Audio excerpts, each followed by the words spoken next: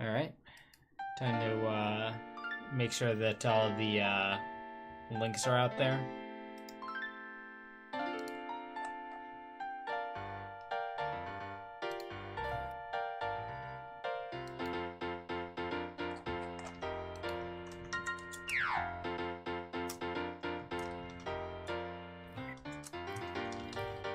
So for this readathon, do you have any background music prepared? I have a MIDI of Stay With Me. Interesting, alright. It's something. I can get more MIDIs if between the chapters. I'll just say reading crap. No, you should reading Persona 6's leaked script. Reading Persona 4 on Switch. Reading Persona 6's leak script on Switch. Crap leak script. There we go. Alright. So I've wanted to do a, read and talk about Persona Cross Detective Naoto for a while. I didn't know if it would be like a big production, a big to-do, or just something that, I'd do live like this, and I figured it would actually get done if I just live stream it. We got a Vibe in Naoto in the corner there, so that way you have something to look at, while you can still read the words. I'm noticing my cursor's on screen. I'm gonna fix that in OBS. Alright. This is the fan translation by Azrael Turtle. And I've heard that it might read better in the original Japanese, but I think that might just be cope. So we start off with our character bios. We have Tetsumo Suge, an excellent researcher of robots serving as the Yagokoro Police Special Forensics Division Director, the type of casual person who doesn't worry about the details. That would be this guy right here. Side. I don't know if that highlighted right. Toko Aoi, a detective employed by the Yagokoro police. An intellectual cool beauty like Naoto aspires to be. This is... Okay. Page... negative... The prologue. Page -2. Or 3. We have already broken, character. As, one of the, key things about Naoto is she aspires to be a detective, and part of her, mental image of that was a male detective. But if there's an intellectual, cool beauty from a fucking Type Moon novel just right there that she can aspire to be, she didn't have the whole point of dressing like a cute boy. Naoto Shirogane, the sharp-witted, wise fifth generation in a line of detectives. With her detective ability, she has resolved many difficult cases in the past. Nicknamed the Detective Prince. I thought that said destructive ability. And Sosei Kurogame, a male mechanical weapon developed in the past by the Kirijo group. He has an impulsive and straightforward personality and is overly arrogant. Have I read this before? Unfortunately, yes. Here's a glossary. Shadow, the other self that dwells in the hearts of every human, from which we normally avert our eyes, an existence that gets its name from the shadow formed from suppressed desires and wishes, the other side of the same coin as a persona. Persona, the other self sleeping in our hearts, given form and called forth. Only those who have confronted their own shadow and accepted it awaken to the power to handle them. The strength of the heart and the bonds that sustain it become the persona's source of power. Amatsu Mikaboshi, the new persona that Naoto has gained. It has a skill called Ability to it, which allows it to tune other people's persona abilities and range. Has range been a factor before? I don't believe so. Especially not after Persona 5. Yeah, because like in Persona 5 you have those battles where you're on the roof like shooting your gun at Yaldabaoth and casting spells like nothing's really changed. So range? Here's a nice little splash page. Prologue. Omen. The afternoon rush of the Yagakoro station was just beginning when the platform was dyed crimson. The limited express train to Inaba was passing through on the number 3 platform. It is dangerous, so please stand behind the white line. The reason for the complete congestion of the station grounds was simply that it was 5:30, the closing time of the neighboring Yagakoro High School, the offices in the surrounding area. The station caught up in rush hour was confused by the various conversations mixed together. Oh yeah, isn't it today? The voting day for the Midnight Site? Are you gonna do it? Of course. It's more exciting than the usual boring variety shows, you know? So what are you gonna vote? There's no choice but guilty. There's no room for sympathy, right? However, it was some characteristic of the Japanese. The line of people waiting for the arrival of the trains was orderly. That was why a girl with a body clothed in the uniform of a Yagakoro high school was conspicuous, even among the crowd as she moved unsteadily to the head of the line. As people kept an eye on her incomprehensible actions with the thought of, is she cutting? One of the girls lined up. Female student wearing the same uniform burst out an irritated voice to the girl who jumped to the front row. Hey, you, what do you think you're doing, cutting? However, the female student's words of protest did not continue. The moment she saw the girl's expression, her voice disappeared. She had a face pale as a sheet and devoid of life. She wandered with eyes unfocused and staring at empty space, as if the female student's complaints, but even the noise of the station, did not enter the girl's ears. Finally, with unsteady footsteps, the girl trespassed beyond the white line, waiting expectantly in front of the girl's loafers with a steep drop like a crevice. There's a boundary line between the platform and the track. Hey, it's dangerous, so please stand behind the white line! A flustered station worker, whose eyes had stopped on the girl, raised his voice, but the urgent shout was swallowed by the thunderous roar of the limited express train with a long body like a dragon passing through the platform. There was sudden realization. The girl's figure was not on the platform. In the next moment, the screeching sound of the train's brakes split the scarlet sky like the scream of a dragon. You just compared the train to a dragon twice.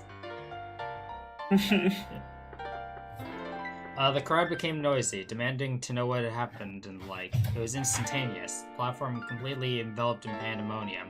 The girls screamed, the boys grumbled. The elderly chanted Buddhist prayers. The children trembled and cried and shouted. The everyday scene of the station grounds bustling in the afternoon rush hour had in one moment changed to the very The children picture. cried and shitted their pants. Hey, some girl just had a mental shutdown over here. Show some sympathy for the dead.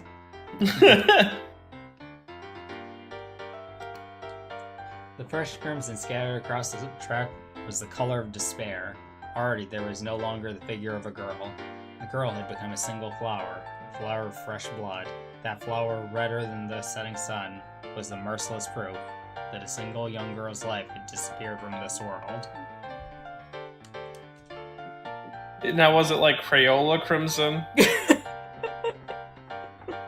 Crayola Despair? Crayola Despair! From my Danganronpa coloring book. It only comes with pink. And like a puzzle where you have to find out where the other colors went. There's a connect the dots and it spells Leon. But it could also spell Leon the other way.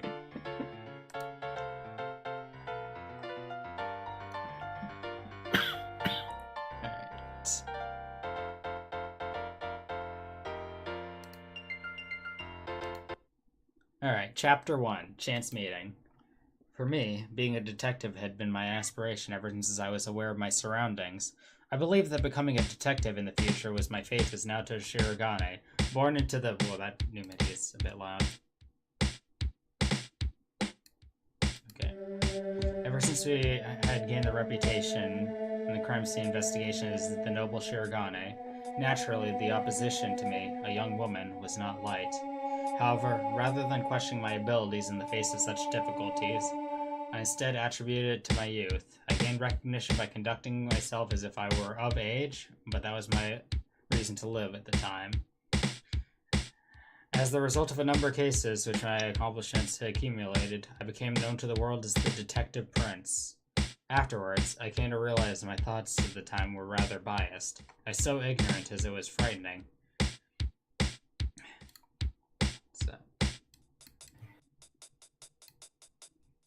Let's try this.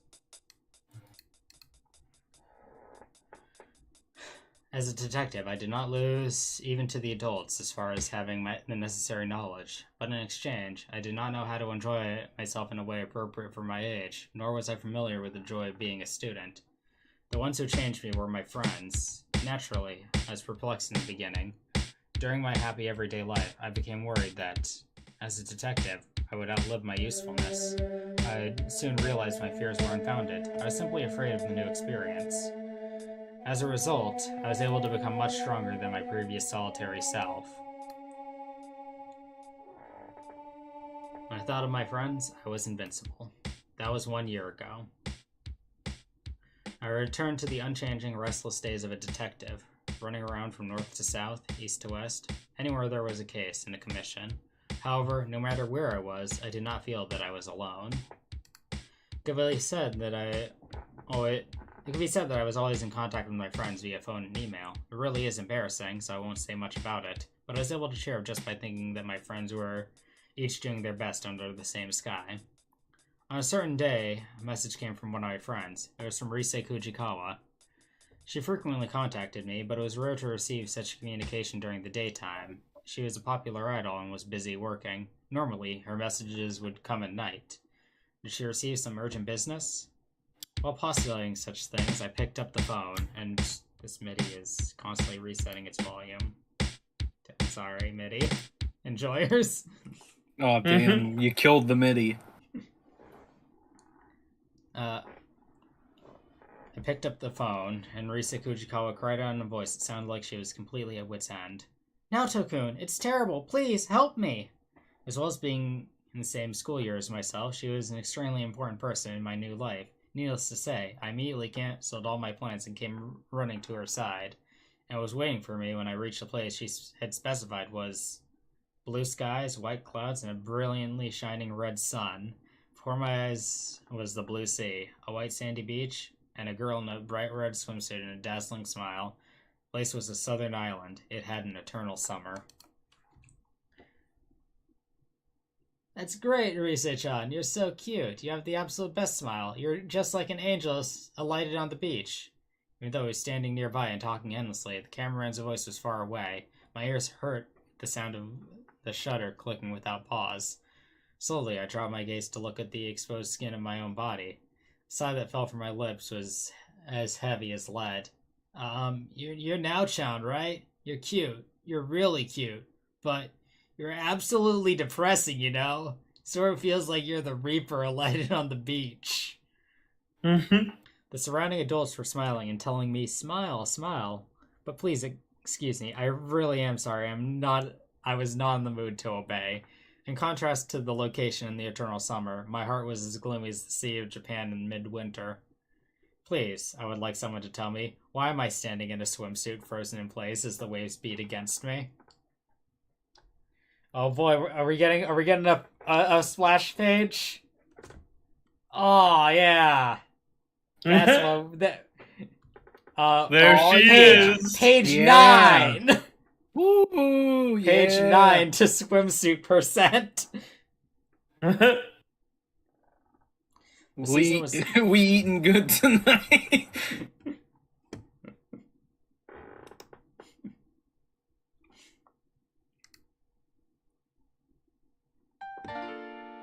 Alright.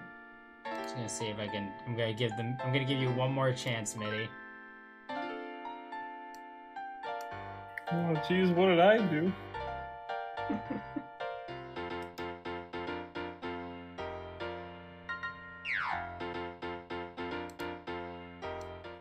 Damn. MIDI, not the sound guy. Okay. I'll try.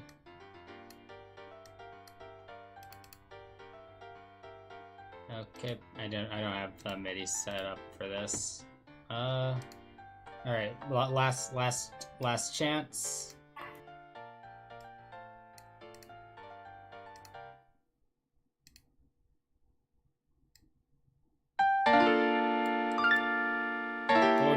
Oh jeez, the MIDI. What was it doing? All right, there we go. That's a reasonable volume. The season was spring. It was late March. While the people of Japan were still shivering in the cold with scarves wrapped around their necks when they walked outside, I was in the incomprehensible situation of having my natural body exposed. By the way, the cold could not be felt. Rather, it was quite hot. The reason for this was that I was on a leisure resort on one corner of the artificially made southern island. This was the state-of-the-art all-weather leisure resort called the Yagokoro Premium Gaia, located on the outskirts of Yagokoro. It was a place uninfluenced by the season, where, for example, one could get the taste of summer even during winter. In short, this was all a plot by the girl who had chosen to live life as an idol. A gloomy sigh at odds with the location escaped me a second time. It was really troublesome. This might have been the first time I had experienced such anxiety. Even though there were many men surrounding me, the only thing covering my body right now was a small piece of navy blue cloth. I was as flustered as could be and wrapped both my arms tightly around myself, wanting to hide my breasts, but instead achieved the opposite effect and ended up emphasizing my cleavage even more. I was very, very embarrassed, and no matter how hard I tried, I couldn't lift my face. I didn't think I had the mental fortitude to face the camera and smile. Excuse me, staff. It looks like we've gone a bit beyond what she can handle, so please let us have a short break. And the girl next to me called out to the people around us in a lively voice that perfectly matched our location. The girl forcefully grabbed my wrist and energetically dragged me away, quickly advancing along the shore and heading towards the trees. As soon as the girl reached the shade of the trees, she looked back at me, planting her hands on either side of her waist like she was... that was pinched like a glass flower vase and huffing. Sheesh, Naoto-kun. If you spend forever acting all embarrassed, the photo shoot won't ever end, you know. I'll introduce her. She was the mastermind of this unhappy situation. Rise Kujikawa. That's right, she was the one who deceived me. Wait, did we establish that? Okay. Don't be absurd. I'm different from an idol like you, Kujikawa-san. If it were the usual me, even faced with someone from the same school year, I would normally continue to use polite speech. But there was no need to do so with Kujikawa-san, who I knew through and through. What was that? Naoto-kun? It's terrible. Please help me. About. I'll tell you. Now. Did you know I canceled all my other plans for you and came running? This was exactly the conclusion I had come to after extensively brooding over the situation. It seemed like there had been plans for a photo shoot with a female idol from the same office, but she wasn't able to come, so I was called upon to act as a substitute. But if I didn't say that, you wouldn't have come to this grubber photo shoot, Naoto-kun. She knew me through and through, as well. Where speech style was concerned, the innocent Kujikawa-san was much less reserved than me. You look fine. A ponytail really suits you, you know. It's because you're cute, Naoto-kun. The active idol, Rosette, has given you her seal of approval, so have some confidence. That's just your opinion. It's true, I'm not lying. You're really stylish, your bust is even bigger than mine. It's not that I wish for it to become this big. I would have preferred... That's just your opinion. It's such a weird, like... thing to yeah! I just said it! Like, you're just saying that makes a little bit more sense in that context. Yeah. But, like, that's just your opinion. Like, yeah! It is super doomer. Like, that is a super just doomer take to say.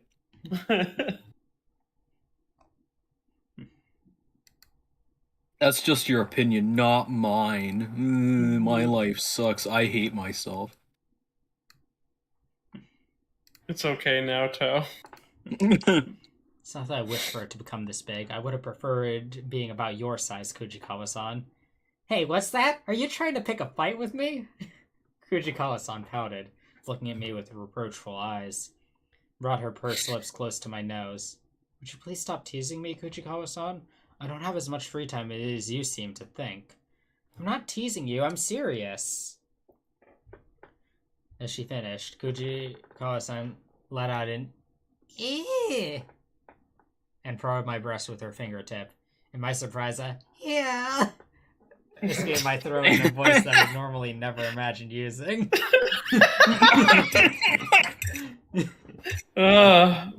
Writing. So they're sensitive, I see. Sheesh! Don't get mad now, Toko. This is for your sake, you know. For my sake? Are you trying to say that being made to wear such a small swimsuit and publicly expose myself to so many people, a situation that I can only think of as a punishment, is for my sake? I quickly swept my gaze over to the surroundings. Naturally, I trembled at the countless number of stares boring into me. No, you got it all wrong. You should be happy now, Toko. Everyone's watching you because you're cute. Isn't that something to be proud of? You have big opies. Big opies. Kujikawa widened her large, round eyes and spoke with great fervor. She makes that face that Kawakami makes when she... What do you say, vibrated with motion? Through the floor. It's fine, isn't it, Naoto-kun? You're called the Detective Prince. It normally passes as a boy, but you're definitely a girl. Girls look like girls. Girls act like girls. It's not weird at all, right? Oof! I meant to object and ask what she thought she was saying, but in the end, no words would leave me. Plus, you're a cute girl, Naoto-kun. You should make an effort to be cute. While confirming the roundness on my own body, I dropped my gaze to my sand-covered toes. I was truly beginning to feel I was at my limit. More than 1 year had passed since I met Kujikawa-san, and would at last become third-year high schoolers in the coming spring. People could not oppose time. Time would force the person called Naoto Shirogane closer to being female. Sorry, it's not like I'm trying to torture you, Naoto-kun. I think you're pretty cool when you're acting like a boy, too. It's true. Did she think I had fallen silent, not because I was lost in thought, but because I was depressed? Looking apologetic, Kujikawa-san continued speaking. I'm an idol, so I don't have many friends my age, so I always thought if I was somehow able to make friends with a girl my age like a normal girl, I want to go shopping on off days, eat crepes while walking around, talk about makeup and love. I was thinking that it would be fun if I could do that with you now, Naoto-kun. So I know it's selfish of me, but I would be really happy if you would act more like a girl. Ooh! At some point, I had lifted my face and also, Naoto-kun, it's not as bad as you think being a girl, okay? I'm glad I'm a girl, you know? It means I can do the idol job I love now. What the fuck am I reading? We're 12 pages into this, like two... Listen, we gotta get to the point where Naoto accepts that she is a girl, and that is where she'll be. How many more pages is this? This is a 240. 200. Okay, yeah. Alright. I took a long look at Kujikawa-san's face as she spoke with a serious expression. Soon afterward, realizing I was watching, Kujikawa-san became flustered and hid her face. Anyway, you should listen obediently to your best friend's advice. Kujikawa-san raised her voice even more. The nearby staff were surprised and simultaneously turned to look at us. I thought that was going to say simultaneously turned on. In any case, it'll be impossible if you don't act like a girl. You'll put that Gravure idol to shame. I won't forgive you. May have been because she felt awkward, but Kujikawa-san began speaking nonsense. However, I realized that the fair-skinned Kujikawa's ears and the nape of her neck were being dyed red, so I said, "What do you mean you won't forgive me? I don't understand what you mean." To break it down real simple for you, Naoto. Girl! I didn't understand what she meant. That was just... She just said a word. For Persona soundtrack, I don't think it's doing it anymore. I think I know what I need to pull up now. I swear to God, if I tune in and it's the fucking Yick soundtrack, I'm gonna flip. All right, I'm holding you to that.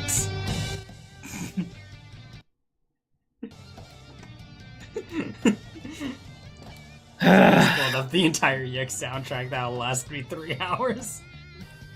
Well, I guess I gotta do a flip. My heart was racing and my face flushed. It was hot to begin with, but because of the strange way Kujikawa-san was acting, the heat had spread even to the depths of my chest. In order to regain my composure before my heart was struck by heat stroke, I shook my head once and took a deep breath. There is some truth in what you say, but doing a river photo shoot in a swimsuit is too sudden. Don't you think these things should be done in a certain order? So saying, I turned a carefully indifferent gaze towards her. However, as I expected out of Risa Kujikawa, instead she said, "No, isn't it like shock treatment?" and grinned brightly without a hint of shyness. I'm leaving. Jeez, Naoto-kun, wait. Sorry, I'll apologize. I'm begging you. Please help me. If we search for another girl at this point, the sun will set. Goodness, at last your true feelings are revealed, Kujikawa-san. Nuh-uh, what I said before my true feelings, you know? This sort of argument with Kujikawa-san, who had returned to her normal, impudent self, was like a breath of fresh air and served to lighten my mood. I know very well you're bad at this kind of thing, Naoto-kun, but just for today, think of it as helping out a friend, okay? I hesitated to say anything to Kujikawa-san before me, who met my gaze with a cheerful expression. Saying it that way isn't fair. As I was now, when I was told, think of it as helping out a friend, okay? There's no way I could turn down the request. Don't worry, if you just copy my poses, you'll do fine. It's a really easy job. At the close of the intense argument, I squeezed down a small voice.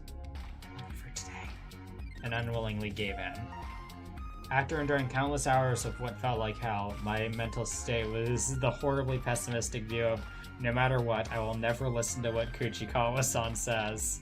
But there was no guarantee I would be able to refuse her, who was particularly skilled at convincing others. I sank down in the shade of the palm trees, wetting my throat with carbonated drink. I felt someone's approaching me from behind, accompanied by the sound of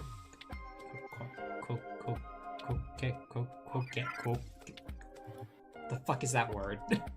Alright, English class time.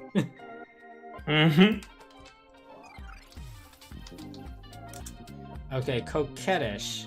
Behaving in such a way as to suggest playful sexual attraction. Flirtatious. Coquettish. Coquettish. You know, like cokeheaded-ish. Okay. I almost didn't recognize you. You've become completely girlish, haven't you? When I looked up reflexively, in front of my eyes was a very familiar figure. Don't you? Isn't she familiar to you?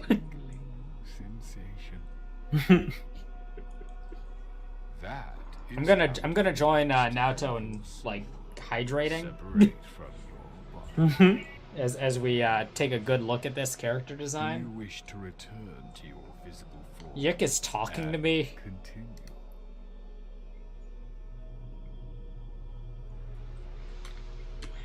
Huh. That's a solid design. I'm glad they stole it. Toko-san. A woman was standing there in a gray suit at odds with the southern location. She is a tall-statured woman with an exceptional, though not gaudy, style. It's been a while.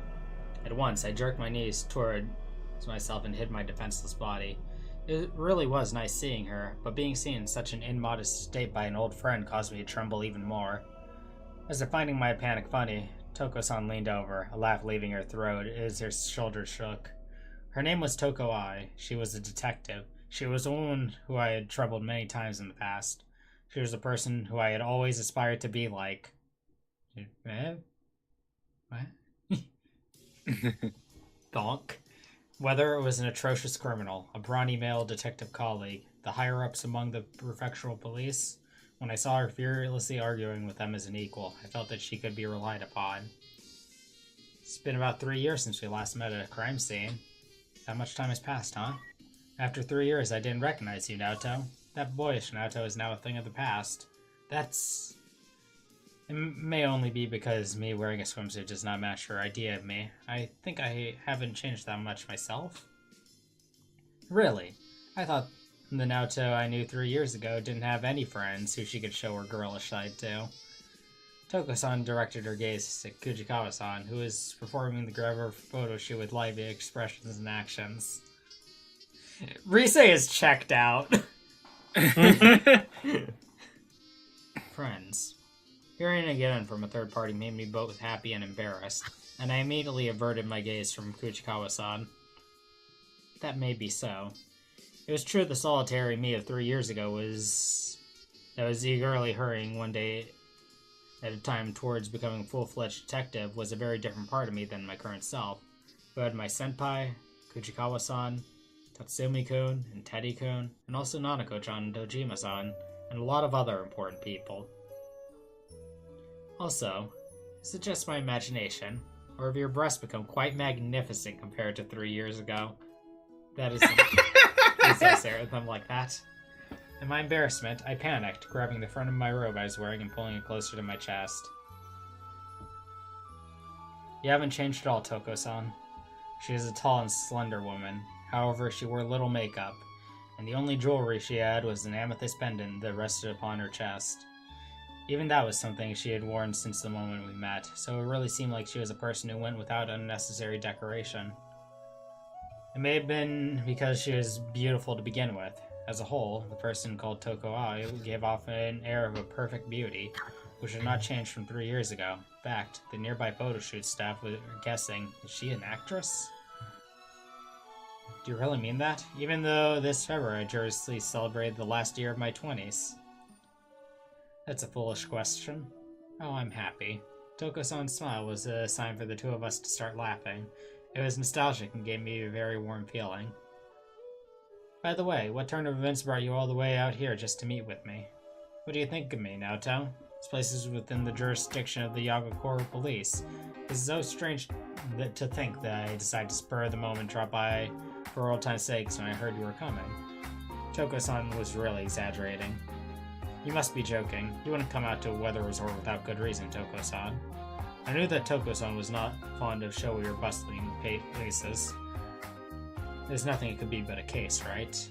That is all that was left by the process of elimination. That's correct. I have an official request for Naoto Shirogane from the Yagakoro police. Toko-san's lips curled into a thin smile. She brushed back a lock of her soft black hair. The matter is an investigation of a series of disappearances. 2 students of Yagakoro High School within Yagakoro area have disappeared in succession. 1 week after their disappearances, there still aren't any strong leads. However, we are also pursuing another important cases. So I was certainly hoping that you'd be able to find them, Naoto. Starting in April, I want you to infiltrate Yagakoro High School as a third-year transfer student and conduct an internal investigation. As if just saying it to be polite, Toko-san continued. That's how it is. So I look forward to working with you. She clapped me on the shoulder once and said, as soon as the particulars are arranged, I'll have one of my subordinates contact you, and turned on her heel. Please wait, Toko-san. What will you do if I refuse? What? It wasn't a lie. In my mind's eye, I saw the faces of the people important to me, and my eye was caught by the shining idol at the water's edge. In truth, following our reunion after a long time, I felt a bit of loneliness and thought of parting with her. Moving my last year of high school, I wished to get away from cases for a little while and prioritize spending time with my friends.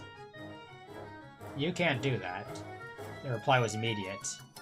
You know how I am, right? Do you think I would allow you to refuse? Rather than replying, I gave her a bitter smile. I couldn't match up to Toko-san. There's one more thing. The main reason I think you won't refuse, Naoto. Turning her head to look at me, Toko-san smiled triumphantly and said this.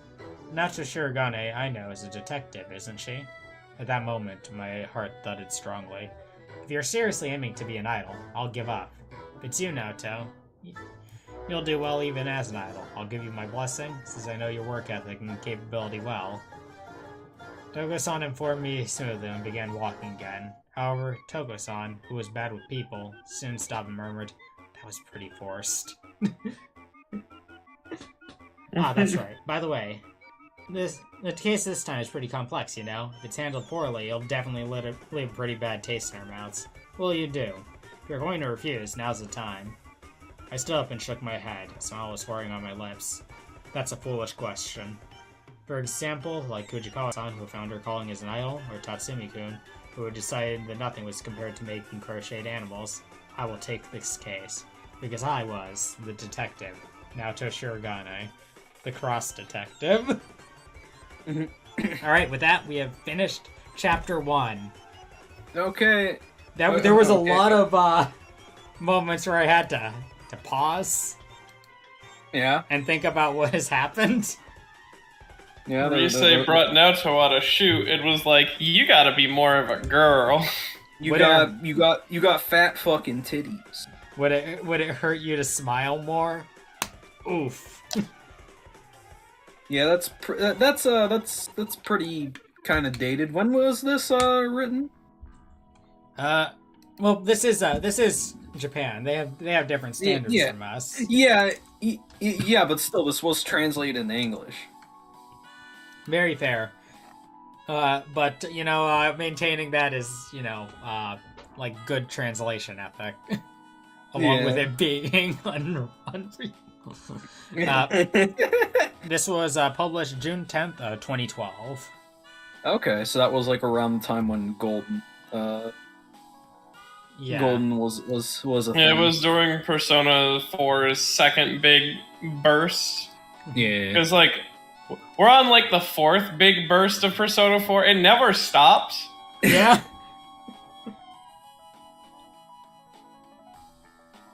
So, I believe this was supposed to be part of a series of novels, right? Yes. I remember seeing a post at some point saying that there were plans for, like, Yu Narukami to be training to be the next Raido. Yeah, Like, I remember that one. I haven't been able to find where that came from, but it's something that's lived rent-free in my mind because it was nonsense. Yeah, it would still be fucking cool though. Yeah. It'd be cool in a dumb way. Yeah. If Persona 4 became the next Raido.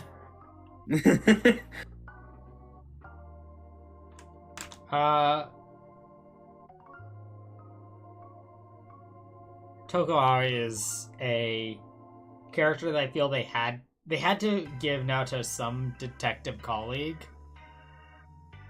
And because this writer seems very focused on girls. Mm-hmm. And Naoto's sidekick is a robot man. It makes sense that there would be like another major female character. I just think that this is a very weird way to do it. Like giving Naoto a female like role model kind of goes against the idea. Yeah.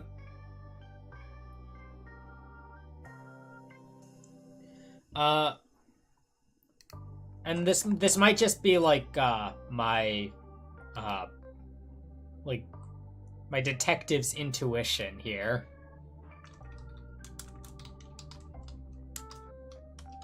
But there's a character from the Type Moon, I think it's a light novel or may have been a VN. Kara no Kyokai. I honestly can't remember.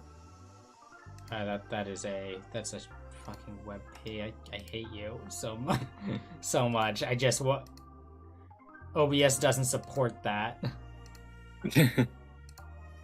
But let me pull back up to her picture, and then let me pull up. Let me just pull up a. Yeah, picture of one of the Type Moon characters over there. Yeah. Is Nepcoholic asks if this is going to be a bot later? Yes, it is. Let me just add in a image. You know, what's it called? Like I'm not an expert on Type Moon. I've only played Melty Blood. Yeah. But this character's name is Toko Aozaki. Mm-hmm. And I'm gonna check the characters here to see if they are, like, using the same, like, characters. Yeah.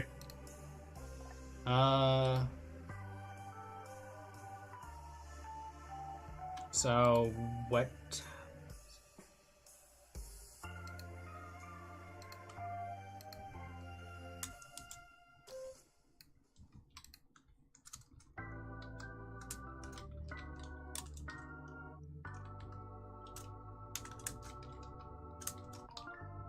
Alright. Do that. And if I do this, what we have is... Yeah, there's definitely some characters in common there, but I'm not familiar enough with Japanese to say if those are important characters. The resemblance is there, though, for sure.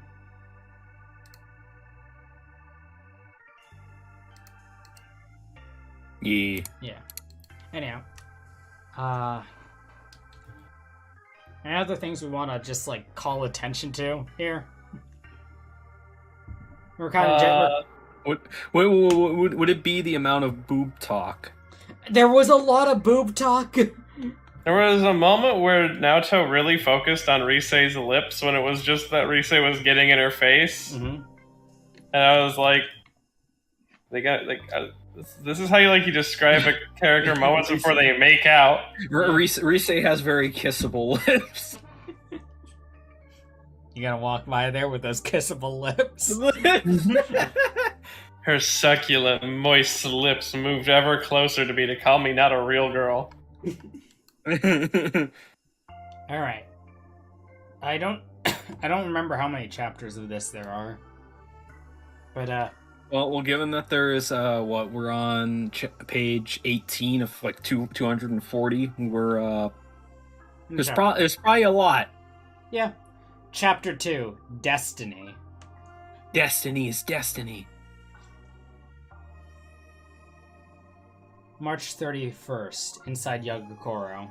After spending several busy yet peaceful days with my friends upon my return to Inaba, I told everyone I'll settle the case and return as soon as I can. Parted with them for a short time, paying for reluctance, and visited Yagakoro 1 week after the Gerber photo shoot. It was the day before the start of a new school term. Most of the necessary preparation were being taken care of by the police, and thus on the day there was nothing in particular I had to do. Therefore, I took the opportunity to do a preliminary investigation of the Yagakoro department I owed much to, and at the same time took a walk around the area.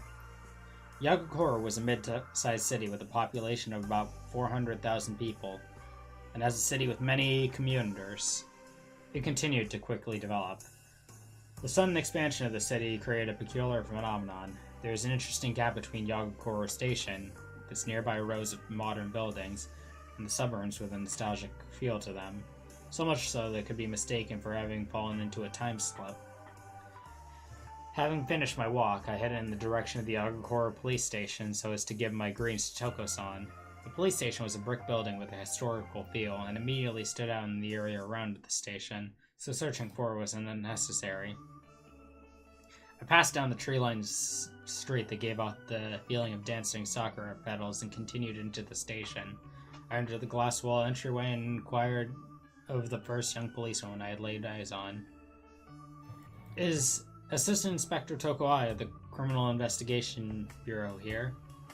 Excuse me, but who might you be? She was questioning me, thus I explained. I'm the detective, Naoto Shirogane. Eh? You're the detective, Prince? In response to the policewoman's words, the other people in the station began to murmur as they examined me. Huh? That's the detective, Prince? You're kidding, right? It's the real thing. Huh? So that's her. She's smaller than I thought. Okay, so I'm gonna call attention to that. That person just used she. Keep that in mind for later. When you mean she, you mean the fact that people called that out? Someone there immediately recognizes Naoto as a girl. Oh yeah. The truth is, everyone in my family is a fan of yours, Naoto-san. If it's alright, could I get your autograph? The policewoman's eyes were shining, except for her initially suspicious behavior was nothing more than a lie.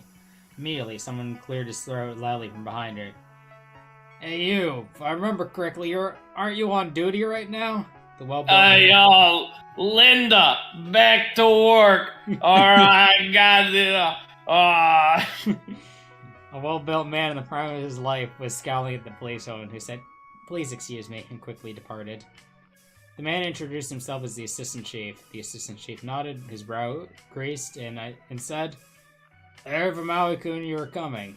I immediately inquired into Toko-san's whereabouts, and the assistant chief answered with a troublesome expression. Aoi-kun is at her lover's place. She may meet an eccentric friend she gets along well with. You can call me Jeremy Irons. I give accommodations for yelling at women. Tetsuma Suge, the supervisor of the Special Forensics Division, is a bit eccentric. He's one of those guys who came to the station from outside, but he's done things like ask permission to make a laboratory in the basement, and wanting the door to the basement to be kept on keycard access for security's sake. Really, it's unbelievable. He cooks meth in there. Listen, like, he's a bit eccentric. He's like one of those weirdos, you know? He talked about, like, upping security on our police station. Like, oh, what a fucking wild guy that guy is. And to me, this just Someone seems like... put a leash on this guy before he runs through the streets. Yeah, at least to me from Ori, what they're going, like, the forensic guy who's kind of eccentric and he has his own, like, little personal thing. To me, it just feels like they just ripped that concept right out of every single, like, cop show where you have, like, the kind of, like, you know, eccentric or weird, like, forensics person, you know? Boss Irons, they're hacking our mainframes. Put it in a way I can understand for us.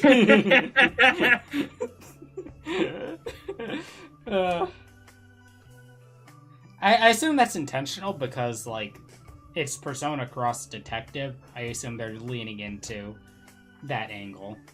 Yeah, just screw any originality. We just gotta rip that trope wholesale. The assistant chief commented, though really he was grumbling. Tell me that the 5th basement floor was the office of the Special Forensics Division. At the same time, he warned me, it's better for you if you don't stay too long. At that point, after taking a careful look at our surroundings, the assistant chief whispered in my ear, truth is, my wife and daughter are fans of yours, so you can give me your autograph later. This time it was my turn to let out a sigh and make a troubled face. With this card key, the assistant chief opened the door, which was written, unauthorized entry prohibited, and I proceeded... Okay. I know Naoto had a little bit of fame to her. Yeah? I didn't think... Because the case that she was involved with, most of her actual involvement in it, like... How much credit did the police station give her for catching? Like, barely any. Okay, but think of it this way. Think of Akechi in Persona 5. And, like, he had the same nickname, so probably got the same kind of attention that Naoto did. But Akechi was actively a part of multiple, like, cases. He was also way more in the public eye. Yeah. Yeah, like, intentionally in the... I'm assuming that's what they... want to... Well, I mean, Akechi was intentionally in the public eye because he was a setup, essentially. And also it makes sense because you know, Akechi would be propped up by like Shido in some way. So, and given the fact of how much influence he does have, you can easily just like, look at this fucker, look at this cool guy, look at him, he's so cool, like you know. So I feel like it's a bit more of like there's an intentional glow up to him. Yeah. Than compared to Naoto, which would be more natural. I do agree.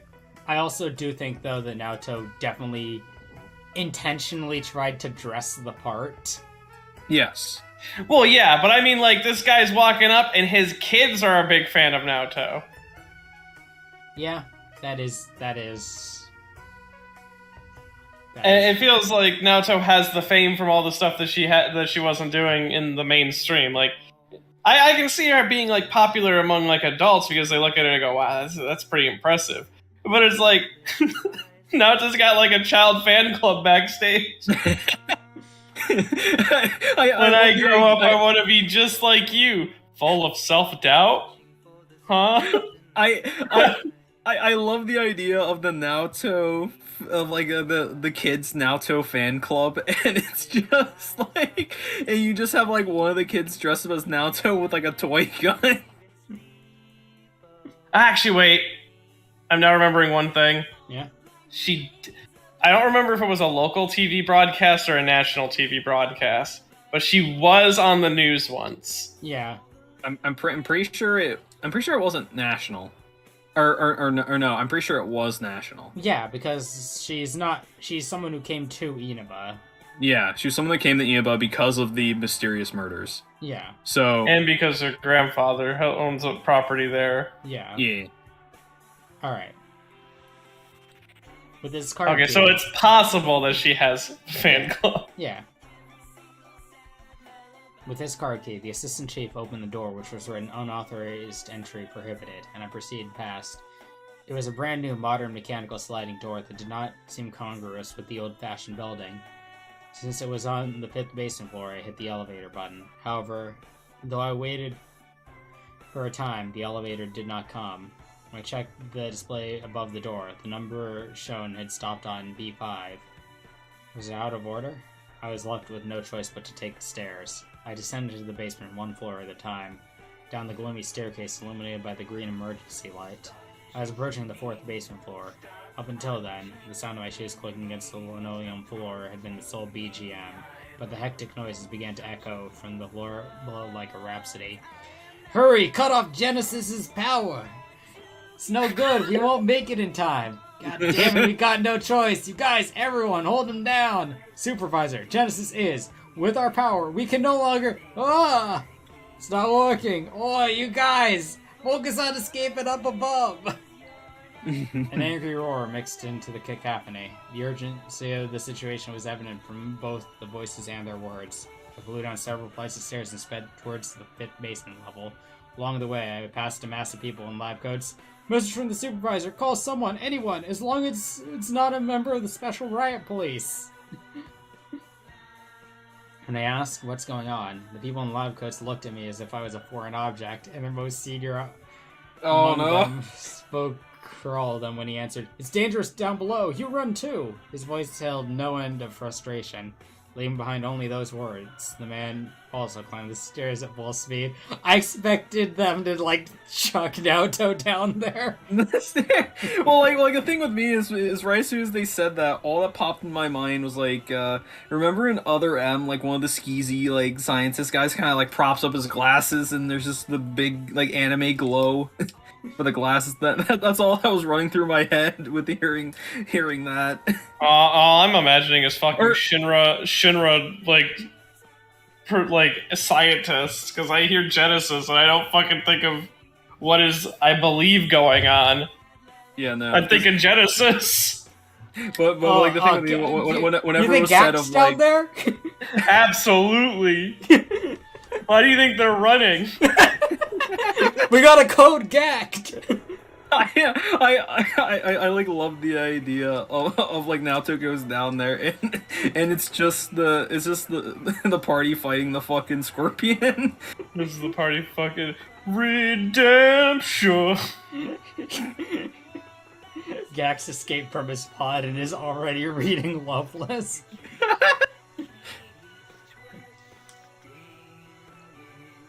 It was baffling. It seemed I would not understand the situation unless I witnessed it with my own eyes. I hurried to the 5th basement floor. Everyone's running. Well, now I'm curious. It was about...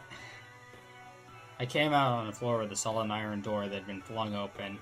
Willie sprawled out Without interruption, before my eyes was a bare white floor that had a dreary feel to it. There were also countless digital robotic seeing gauges I was unfamiliar with, lined up neatly on hooks in the wall. There's no doubt in my mind that this facility here is what they called the laboratory. In other words, that meant the people wearing white lab coats I passed not so long ago were researchers. Why was there a laboratory in the middle of the basement of a police station? Eh? Before I had time to think... Shit. It's the Umbrella Lab. The surprising spectacle developing before my eyes stole my words away, and I stood frozen, as if I was watching a scene from a sci-fi movie.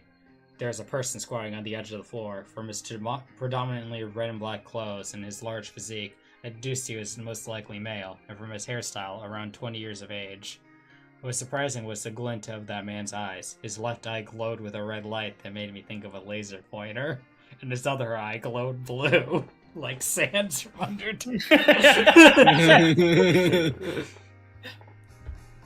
At the man's side was a crumpled wreckage of an iron door that looked as if it had been hit and squashed flat with a huge hammer. Parts of the man's surroundings were also damaged. The walls were broken and the floor gouged. The next moment, I thought the whole man's body wavered like steam as he faced this way and began to dash. I couldn't believe what I was seeing. He was uncommonly fast. His movements were sleek and brought to mind a leopard or puma. From time to time, he used his agile body to jump at the wall or ceiling. So, just gonna bring us back. Imagine this guy right here. This guy right here, jumping up to the ceiling.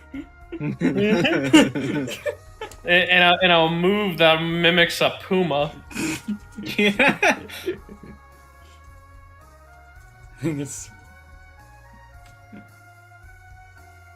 It was Puma-esque. I think it's more like a word. Yeah, what was that? That El Chupa thingy. At last, the truth about the man became clear. I was struck speechless. His black clothes were torn, and his skin peeked through. However, that skin was not that of a human.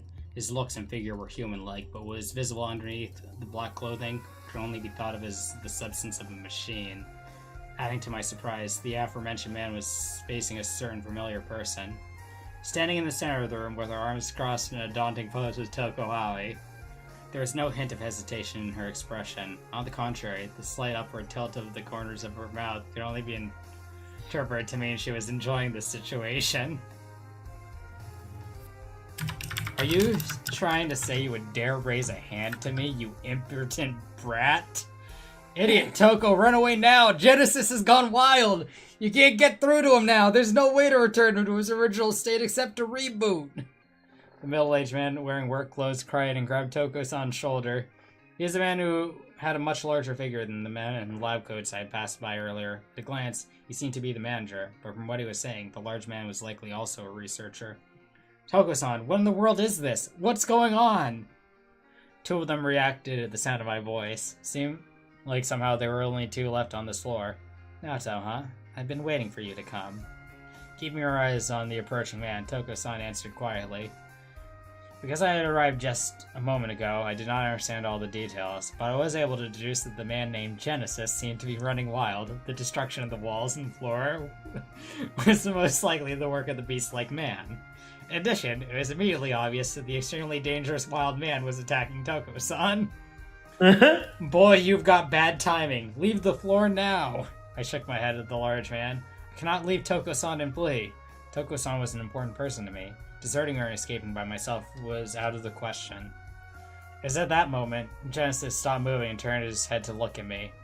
When I saw him from up close, he was very tall. When compared to that man, I was the size of a child. Those red eyes and blue eye was focused on me. Was he sizing me up?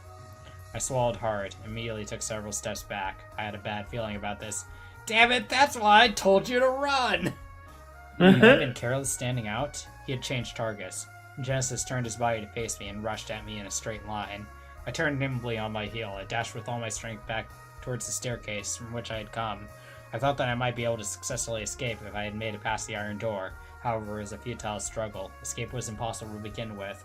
It was in the same sort of law that said no one who encountered a tiger in the jungle would be able to get away, no matter who fuck, they here may it have been. comes. Right away, I was caught by the nape of the neck by Genesis. Shoved rough, I thought that's through the floor. Shoved roughly to the floor and brought down. The shock ran. Roughly to the floor? Like, Yeah. I'm not actually all the way on the floor yet. Yeah. Like, you know, I'm about like 3/4 the way to the floor. Shock went through my back and the wind was forcibly knocked out of me. Genesis was right in front of me as I gritted my teeth against the suffocation and pain. Perhaps he was observing me, but he was looking down on me aimlessly. When I looked closely, he is a boy with an intellectual countenance. However, I could not find any sanity dwelling in either of the man's eyes, whether it was the right with his wide open pupil, or the left which emanated a burning red light. In the next instant, his right arm stretched out vigorously towards my neck, his long fingers snapping around my throat like teeth. In that way, the man lifted me with no more difficulty than a child with a stuffed animal, and dangled me in midair with one hand. His fingertips dug in deeply and painfully. A strained noise squeezed through my windpipe. I used both my hands to try to shake off Genesis's arm, attempting to resist with all my might. However, in the face of his terrifying physical strength, due to the helplessness of my diminutive stature, I was powerless. My heart was filled with more frustration than pain. "Hey, boy, you okay? Answer me!" Rough voice echoed across the floor. "Toko, what do we do? Do we shoot him? But if we shoot him, we might hit the boy!" In the midst of the suffocation that felt as if I were drowning, I searched for Toko-san's figure as my last hope. Why was it? The Toko-san I saw in my vision blur seemed calmer than usual as she watched. Toko-san was smiling. "Calm down, Suge-san. I guarantee Naoto's future." There, in response to his unbelievable words, "You'll guarantee his future! Oh, I see, that's how it is! In that case, you should have said so earlier! Don't worry me like that!" Oh, yo, she does this all the time? Alright, I gotcha. You guarantee the future. Alright. Don't worry, Blood's not on my hand. I take my hands off this case. Alrighty then, let's move it on.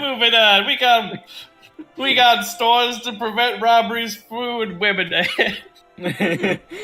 We have women to yell at for accommodations. We haven't fulfilled that quota yet. Listen, I gotta go stop someone speeding a little bit over the speed limit so I can fill that quota, baby. Let's go. The large hand called Suge-san said only the words of exasperation as relief crossed his face. Wait, why is he relieved? Besides, what is Toko-san talking about? I don't understand. Is there some reason for this? Even though I won't have a future and the current situation continues, even though I'm about to lose consciousness right now, even though I will surely die at this rate, I don't want to die. I mustn't die. There's still precious people I don't want to be separated from. After several more seconds, the intense desire to live also sank far away into the depths of the ocean. In the midst of a despair so deep I couldn't even groan. Finally, it was a bzzz, like the power to a TV being cut off. I ceased to be conscious. It is a mysterious world that neither up nor down, neither hot nor cold, not bright nor dark, wide nor narrow. One that was unlike anything I had experienced before. I was drifting idly in that strange space. There, from somewhere far away, a voice addressed me. His voice belonged to neither a man nor a woman. I am a reflection of thou. That voice... And I'm Barry, want you to live.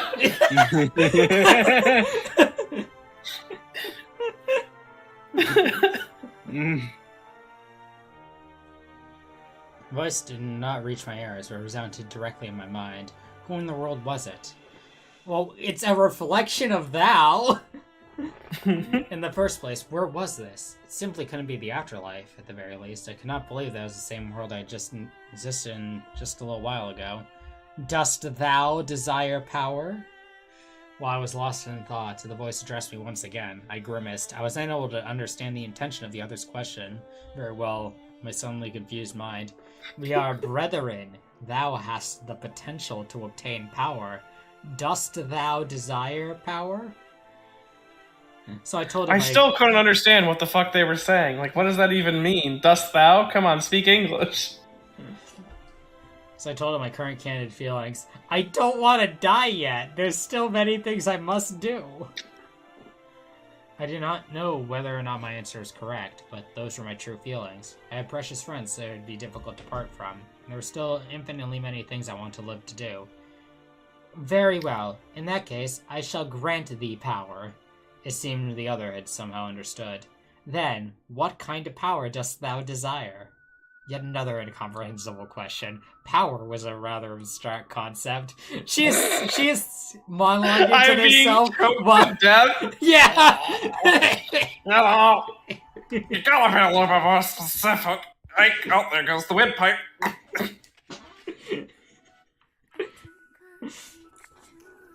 They're nodding one saying. Right now, if I simply had physical strength, I would be happy, because that's because I was frustrated at my own helplessness. If I had more power, I would not even lose to a man larger than myself. After nodding once, I answered, yes, I want power. The power to not lose to anyone. Though immediately after I had answered, a small sea of discomfort started within me. Why was Kujikawa-san's face in the back of my mind? Naoto, you are dying! This is the worst part of the entire novel, I think. Why was Kujikawa-san's face in the back of my mind? The words she had said replayed slowly in my head. You're so ungirly now, Tokun. That's right, I should just be choked to death. That's right, that's what girl was. I'm glad I'm a girl, you know. Is that how it was? I nearly repeated the same mistake again. Excuse me, please disregard what I just said. She had said I was her best friend. I had hoped I wasn't being too conceited, but she accepted me. Not to Shirogane, as I was. It was similar to how I accepted the girl that was Risi Kujikawa as she was. I must not deny myself. After all, that helplessness was undeniably a part of me. I want power. However, I want the power to support someone. When I thought about it, Kujikawa-san's power was also for the sake of supporting us. I should act as my true self, and moreover, constantly do so to the best of my ability. That was what living meant for me, Naoto Shirogane. A moment later, the voice laughed. Yeah, that answer is just like you, my other self. I fucking hate this section so much. Immediately, my consciousness drifted far away, just before I shut down. A shadow in the corner of my eye took my own form. Somehow it seems like that I had faced the same shadow I had previously returned to me. At the same time I had entertained that notion, my consciousness scattered like exploding fireworks. To myself, the power of Matsumi Kaboshi. My lips moved as if possessed. The words I had spoken myself were as a trigger, and my eyelids opened. What was in front of my eyes was a pure white ceiling belonging to the dreary floor where I had originally been. However, there was one clear difference from when I had lost consciousness before. My gaze rested calmly on the existence floating in midair. Oh, cool. Gold Experience Requiem is here. God, I wish it was nearly that cool. This is my new persona.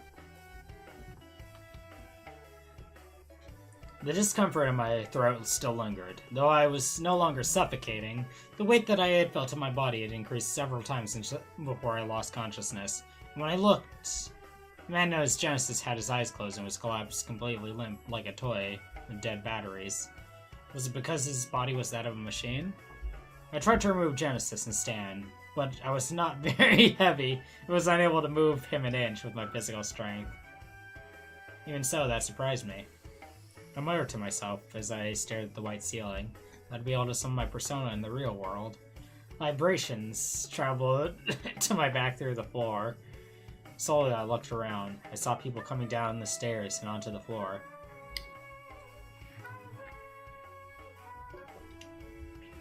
Vibrating with motion now, Tokun.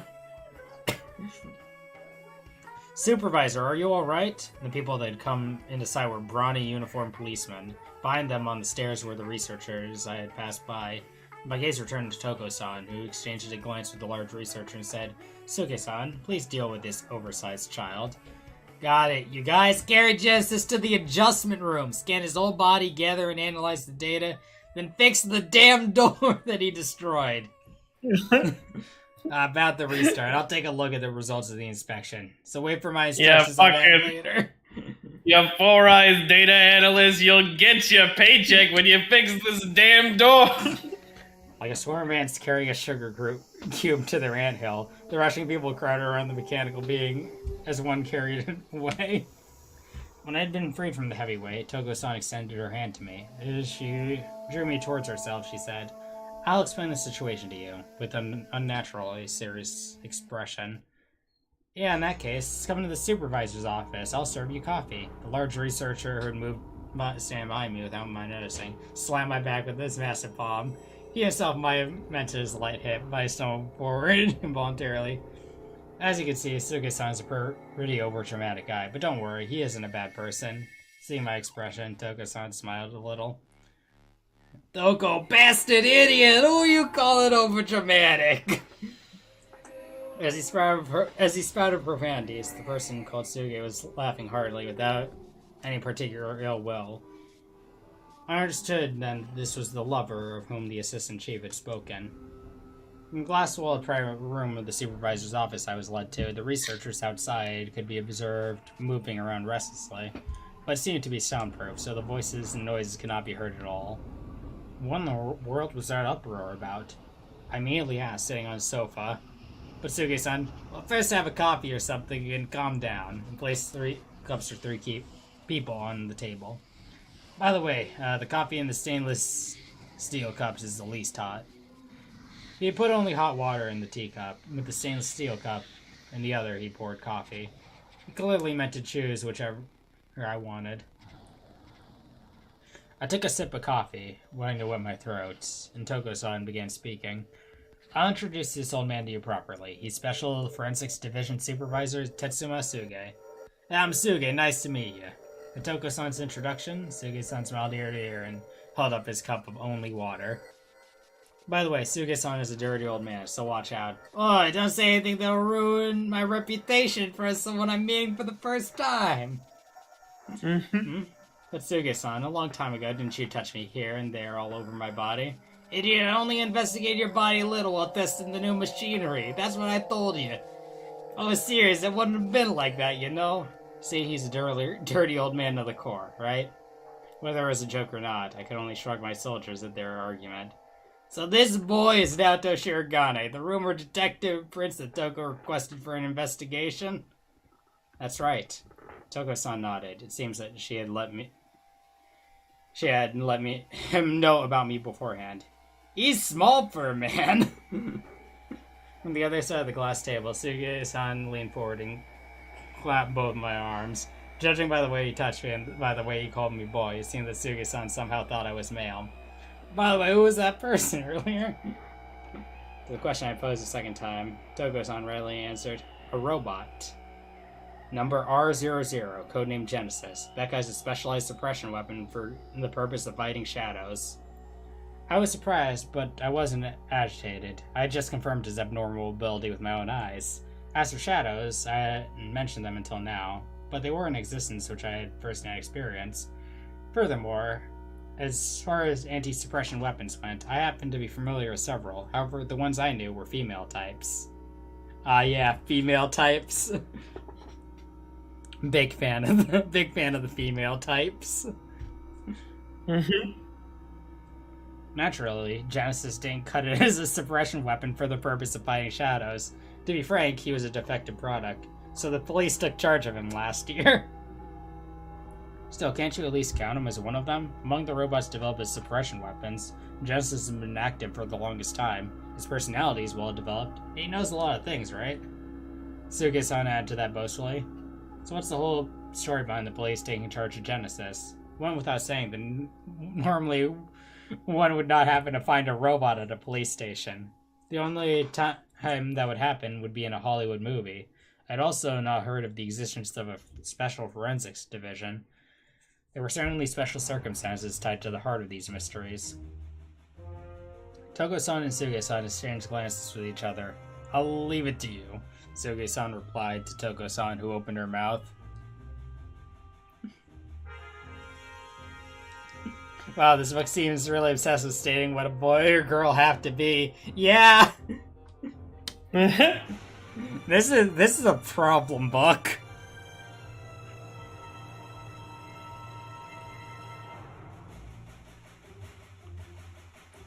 You should be pretty familiar with them too, Naoto. The Kirijo group. Toko-san's tone said that she had done a complete investigation into my past. See, so the man from before was one of the robots developed by the Kirijo group. They were an internationally prominent holdings company, a business whose electronics and AIs were particularly top class. Multiple suppression weapons that I had known had been created by the Kirijo group. They had each personal connections to the Kirijo group. Naturally, I recalled the figure of the daughter of the president of the group, an intelligent and beautiful woman. I think she's the president of the group now, given the status of the president of the group. Listen, we can't let people know what happened to the president. Until then, it's always the vice president. So are they just, like, treating him like the queen right now? It seems the president of the Kirijo group won't make it to Thanksgiving celebrations this week.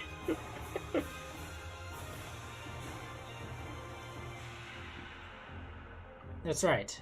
Good, it looks like this won't take long. Suge-san was originally a researcher in the Kirijo group's Robotic Research and Development Division. Nah, not originally, I've only transferred to the police. Even now I'm a member of Kirijo, you know? Don't forget, I'm only stationed here and letting you borrow the state-of-the-art robots. Saying that, Suge-san tilted the back of his cup of only water and gulped it down. Suge-san did a little more than in the development of suppression weapons. He's got plenty of knowledge on shadows. Even so, the reason Genesis was deployed with the police this time hasn't got anything to do with shadows. To make a long story short, to oppose last year's brutal crimes, the police and the Kirijo group collaborated and ended up testing the use of humanoid robots in crime scene investigation. That's when we decided to try Genesis, the failed suppression weapon that was smoldering away in the research facility. Then, the Kirijo, who were originally acquainted with Genesis, chose the Yagakoro police because Toko has become a member and they had connections with her. And I became the representative for the Kirijo side. Because of Suge-san, the people wearing white lab coats and machinery on this floor were also transferred from the Kirijo group. Suge-san and the other researchers' main job seemed to be monitoring and the maintenance of the robots. And from the standpoint of the police department, whose basement they were renting, they were named the Special Forensics Division, but in actuality, they were a separate division within the police department, occupying a position like the Kirijo branch office. But you know, if the forensics team is needed to solve a case, I'll be worked to the bone. Toko won't apologize at all. Do you have any complaints? Immediately faced with Toko-san's cool gaze, Suge-san said, "Knock on wood," and his large body shrank. Somehow it seemed that, like me, Suge-san was also unable to stand up to Toko-san. Sorry for making you go through something dangerous like that. Suge-san's voice was unexpectedly low. Boy, I'll say it straight. Genesis going wild was a mistake in the experiment. No mind interference experiment, Genesis went berserk. Yeah, just so you know, that wasn't supposed to happen. Now I'm just thinking back to the Puma Man, like fucking casually raging demoning the child. Like, I don't want you going back to your main offices and telling them that we're making killer robots who kill at friendlies. They only do that on accident. Leaning back hugely on the sofa, Suge-san continued, "I stopped it, but he won't listen to anything I said." And sent Toko-san. Alright, so we made killer robots that are uncontrollable, but that wasn't the intention. Though her lips were formed in the shape of a smile, Toko-san's gaze was somehow lonely. I'd like to hear the full details of his situation sometime. By the way, will you please answer this? I glanced between each of their faces in turn. If the fact that I'm alive right now is not a lie, will you explain to me how it was that I came to be saved? A slight lingering feeling of something pressing hard against my neck. The thing I wanted to know were countless in numbers, but when it came down to it, right now, that was the question I could not overlook. When I was attacked by Genesis, when he had gone berserk, I lost consciousness. At that time, I thought it was hopeless, but even so, The next time I opened my eyes, he had collapsed and I was unharmed. In addition, just before I had lost consciousness, Toko-san said, "I will guarantee Naoto's future." What did that mean? Oh jeez. Oh jeez, Yick's going hard. At my words, the two fell silent and lent me their ears. When Suge-san heard Toko-san's words, he relaxed immediately. At the present, I am alive, just like Toko-san said. However, what there was to be relieved about in that situation remains a mystery to me. It feels like someone's gendered traits / experience or personality / behavior is pointed out and specified in every page. Yeah! Okay, I'm back. I had to go to the bathroom. What'd I miss? Naoto faced herself again. Mm-hmm. She's was now a proper woman. Yeah. And now she's meeting with the chief of the police, who was secretly a plant from the Kirijo group. And they're talking about the robot. And hey, just so you know, we didn't make it kill a robot on purpose. It just killed people on its own. We didn't want it to happen, but it just kept happening. Nice. I could not decipher the meaning behind Toko-san's opaque actions. Could be at that time, Toko-san. Didn't you already know I would be saved? I could only come up with one answer, until I could confirm the truth with my own eyes, though it was hard to believe so suddenly. The answer is that Toko-san also possessed the same type of ability as myself. Suge-san then let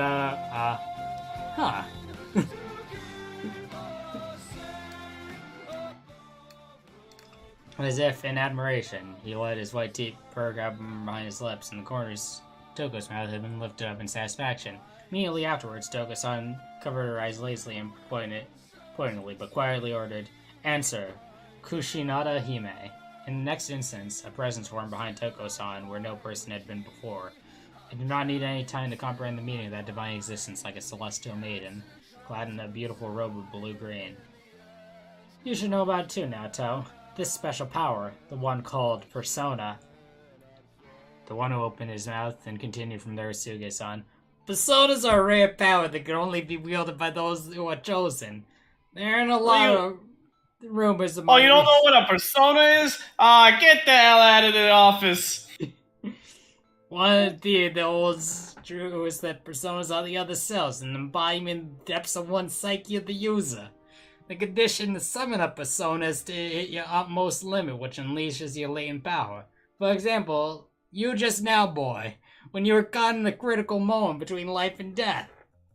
The ability of my persona, Kushinada Hime, is the so-called prediction that I can see 10 minutes into the future.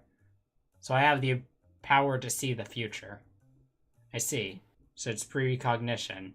It really did surprise me that Toko-san would be a persona user. Kushinada Hime's two extended hands had a design like that of night vision goggles, and two of those hands covered Toko-san's eyes from behind. Most likely, those hands acted as his head-mounted display and let Toko-san see an image 10 minutes into the future. Toko-san laughed a bit. Same time, Kushinada Hime's figure disappeared as if it were an illusion. Just like you've deduced, Naoto, I saw a future where the three of us were in the director's office drinking coffee, so I was able to guarantee that you would be safe. Toko-san drummed the fingers of one hand against the side of the stainless steel coffee cup.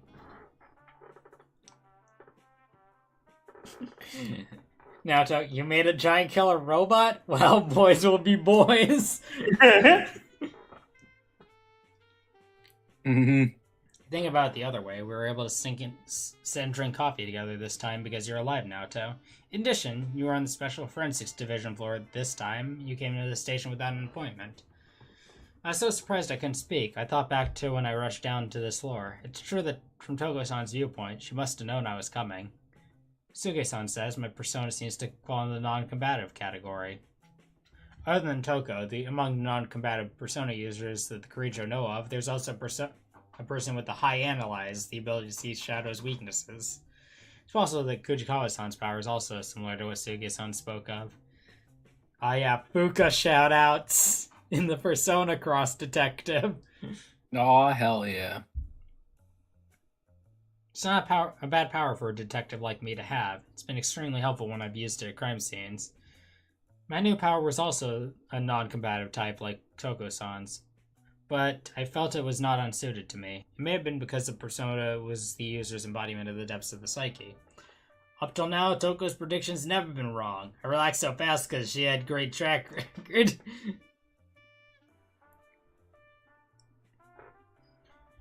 Saying Suga-san boast of her as if it was his own doing, I agreed again. I see. Just that, the reason Genesis stopped moving all of a sudden is a mystery to us too. Right, just when the boy lost consciousness, Genesis chose that exact moment to stop moving.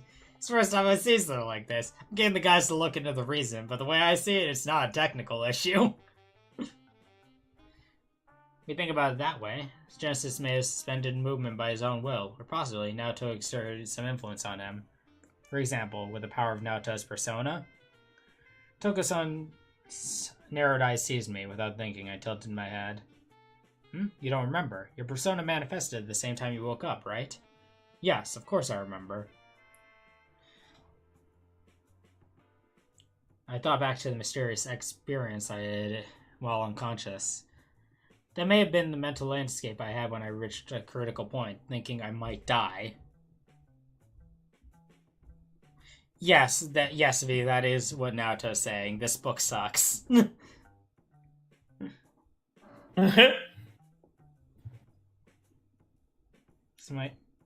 This might be a theory, but something like a resonance reaction between fellow Persona users might have happened in that moment. Looks like one Persona user might have pulled out the potential in the other. Kind of like an attractive trait. You mean to say... I think... Oh, sorry. You go. I think like the other part that makes this so much worse than just that is she's thinking this because of what Risei talked to her about. Mm-hmm. So it doesn't just drag Naoto down. It drags Risei down with her. Mm-hmm.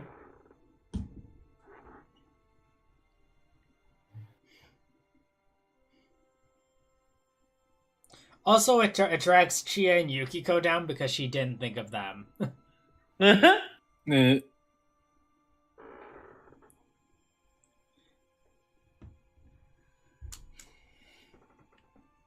You mean to say Genesis is also a Persona user? Miele Suga-san nod. Yeah, that's right. Seemed like Genesis really was of the same type of suppression weapons I'd met in the past. Think about it now, Genesis' unexplainable actions might have not been because he was attacking you, boy, but it's because he was showing interest in you as another Persona users. Yo, he's always doing that, going up to Persona users and choking them. Mm-hmm. Can't keep his hands off of Koromaru. That time, Genesis was so far out of control he destroyed a solid iron door. That master was serious, the boy would be headed to a hospital right now. I remembered how Genesis had sized me up at that time. But in the end, it looks like he lost all the reason, wasn't able to control his power. When the boy was dying, it turned out like this. I'm really glad you lived. Please don't laugh as you say that. I was really about to die, you know. But it all worked out. I say, don't worry about the details.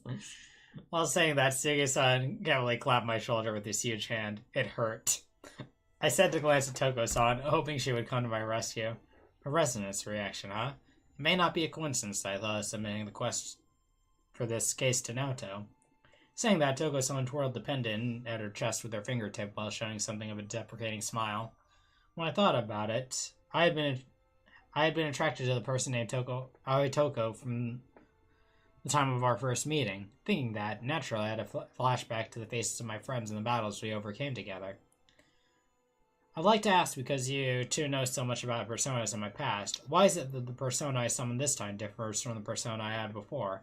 Matsumi Kaboshi. Something I made at that time was 2 words, a name I had spoken for the first time. I was deeply interested in whether the persona this time was the type that could be continuously manifested.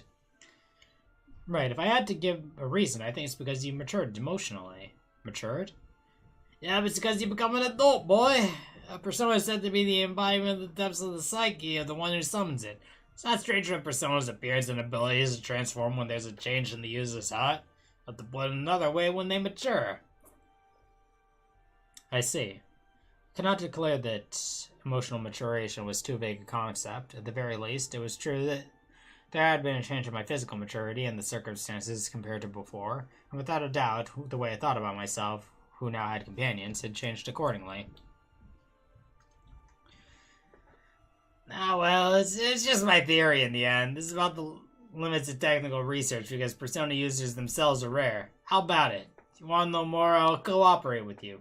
In a tough place like this has the right machinery. It's an easy scan like a brainwaves. We can do it right now if you want. Though Suge-san's eyes were glaring fiercely like those of a boy, as filled with the apprehension, and looked to Toko-san next to him, who said, Naoto, this guy's a perverted old man. Take care he doesn't strip you naked, okay? She was giving me a malicious smile. I refuse. I would have to excuse myself from becoming a guinea pig. Even so, Suge-san was not showing any mercy. His log-like arm attacked me, trying to remove my clothes. Men don't grumble over one or two naked bodies. Uh-huh.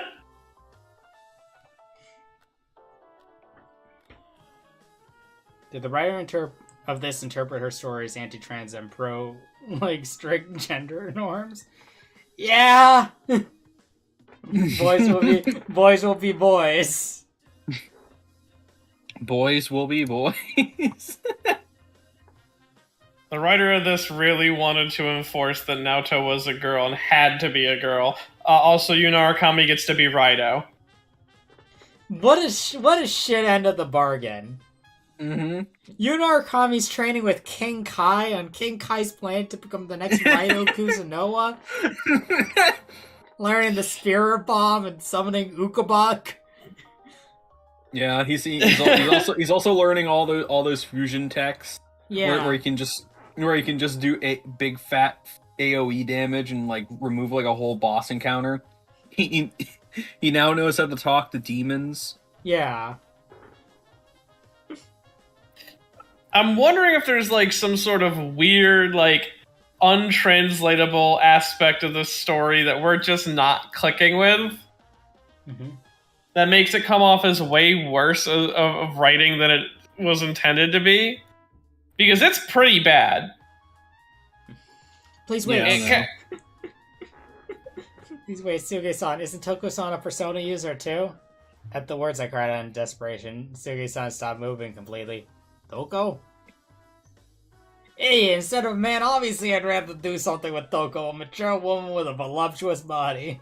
Oh, so that's the kind of disgusting image Suge-san normally thinks of when he looks at me. Toko-san was smiling, however her eyes were scrutinizing him, sharp as the tip of a needle. The temperature of the room felt as if it dropped by several degrees. What? I'm just kidding, kidding. There's no way I could think anything like that. I thought of that in the depths of my heart. There's no way I would say it. Suge-san lifted his voice, laughing dryly with a stiff smile, with a jerky movement like a rusty hinge, turned around to face me.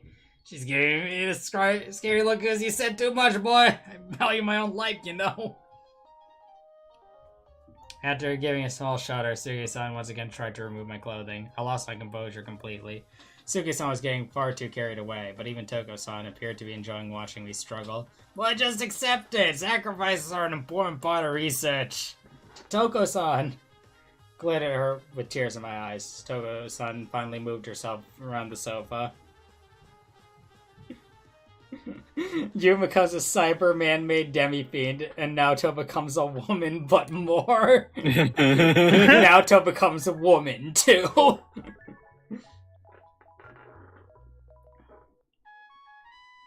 Doesn't, Hanji get to have a brief cameo later on? I think so. It's not even a really good one. It's an over the phone, yeah, be a woman, Naoto type deal.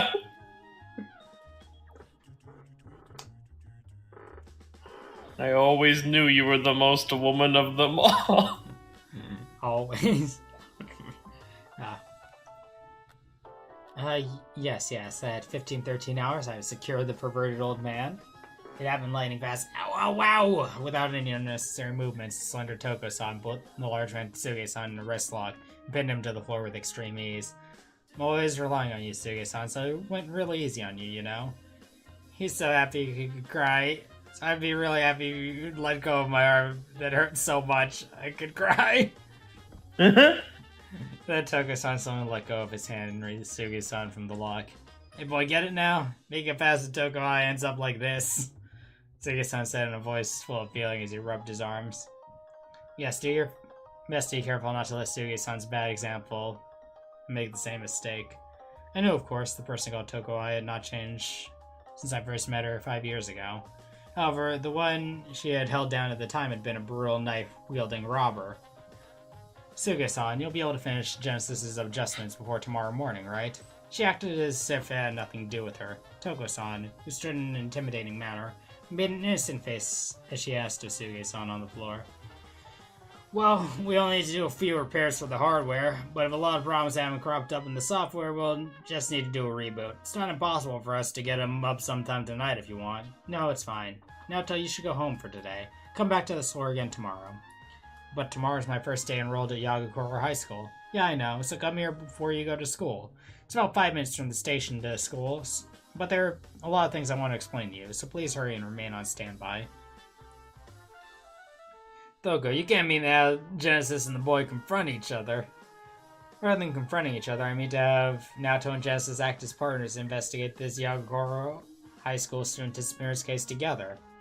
At that point, a suggestion came from Toko-san's mouth. Oh, that's pretty rough. Boy, don't lose heart, okay? Toko-san, that's... Man, for a second, I thought you were going to go into the dog impression. Yeah, boy, oh.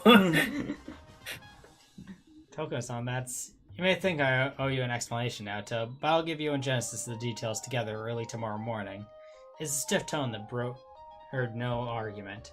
After a moment of hesitation, I took the key cup in my hand, whispered, understood, and along with the black bitter liquid that had gone cold, swallowed down the words of my protest completely. Alright! Chapter 2.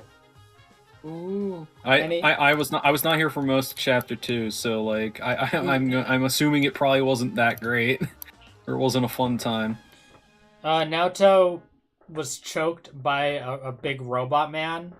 Okay. That she like, the science team was like, "I'm with the science team. We gotta get out of here." Mm. And then Naoto's like, I gotta know why they're getting out of here. So she went downstairs and she saw like a robot man just breaking stuff, and she saw that cool woman Toko Eye, and she was like, is that what you're doing? You better not be doing that. And she could see the future, so she saw what was about to happen, so that's why she was so confident. Mm-hmm. So then Naoto shows up. He's like, "Oh, are you okay?" And then the robot looked at Naoto, scanned her with his robot eyes, and started choking her. And it was like, white woman spotted, and started choking her. Then Naoto woke up.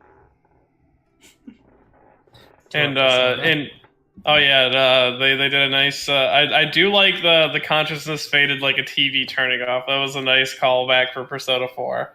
I liked that. Everything after that was pretty bad. Why is Shadow Naoto using these and thous? Why is Shadow Naoto so adamant that Naoto is woman? Is Shadow Naoto like playing Chrono Trigger right now? Is she really into like how Frog talks? Kanji K conversion therapy light novel. You see, they'd make that. This guy would make that. Well, it would be a thing all about how Kanji hung out with Yosuke for too long and realized that like he needs to prove how much he likes girls. Yeah. Meanwhile, Yosuke gets like a manga about how he had an ex-boyfriend or something. Oh, we did get a nice little Yosuke manga which showed like his actual character. It's probably one of the few, because like that's probably the biggest complaint you can take away from Persona 4 is that a lot of its side material either butchers or reinforces bad aspects of characters. Or is whatever the fuck this is. Yeah. I mean, I'd say this butchers Naoto's entire character arc in the base game. Yeah. But Yosuke can weirdly get away with it because his supplementary material either continues the just reaming he gets from his group, which is mostly deserved. Yosuke is not a good person most of the time. Yeah. Or you get the side story, which was the prequel story, which was Yosuke freshly moving to Inaba and like getting accustomed there, which I think is really good. Yosuke and Yukiko are the two characters who I feel like have been affected the least amount by many of the supplementary material. Also, Yosuke gets to be the protect. Kanji hasn't been hurt too much. I mean, they completely reversed his growth from Golden's ending to dancing. I think that was Risei's request. So, like, anytime Risei asks you to do something, don't do it.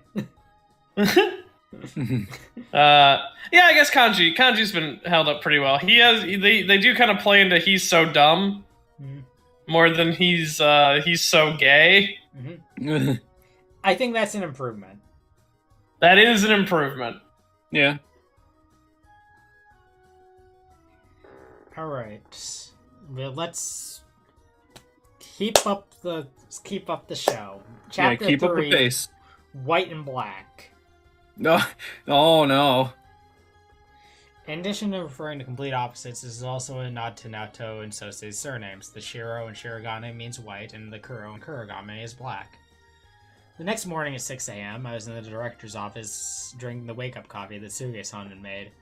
The coffee was perfect, and the chilly air that suffused the basement floor. Oh boy, that really looks good on you. Suge-san was energetic even in the morning. Thank you very much. On the other hand, it was only natural I should give such an energetic answer. Though I was a girl, being fussed over as one was troublesome to begin with.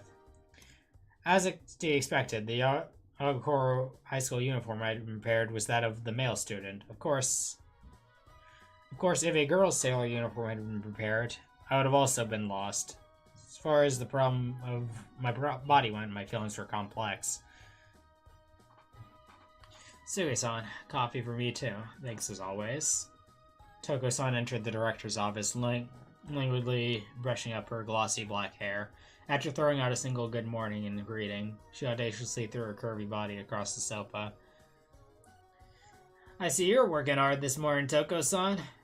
I didn't sleep. Was there a problem with something? The other matter. I have to devote all my time to it, so it's a really great help that I can leave the Agakoro high school case to Naoto. Incidentally, it didn't seem that Toko-san had cared that I was dressed as a male student. Toko-san knew my true gender. On the contrary, when we first met, I appeared much more androgynous than I do now.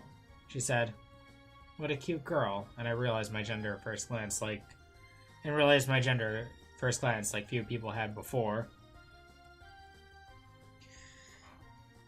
May have been that, because I was uncertain as I looked. I was unconcerned with limiting how I acted in front of other people.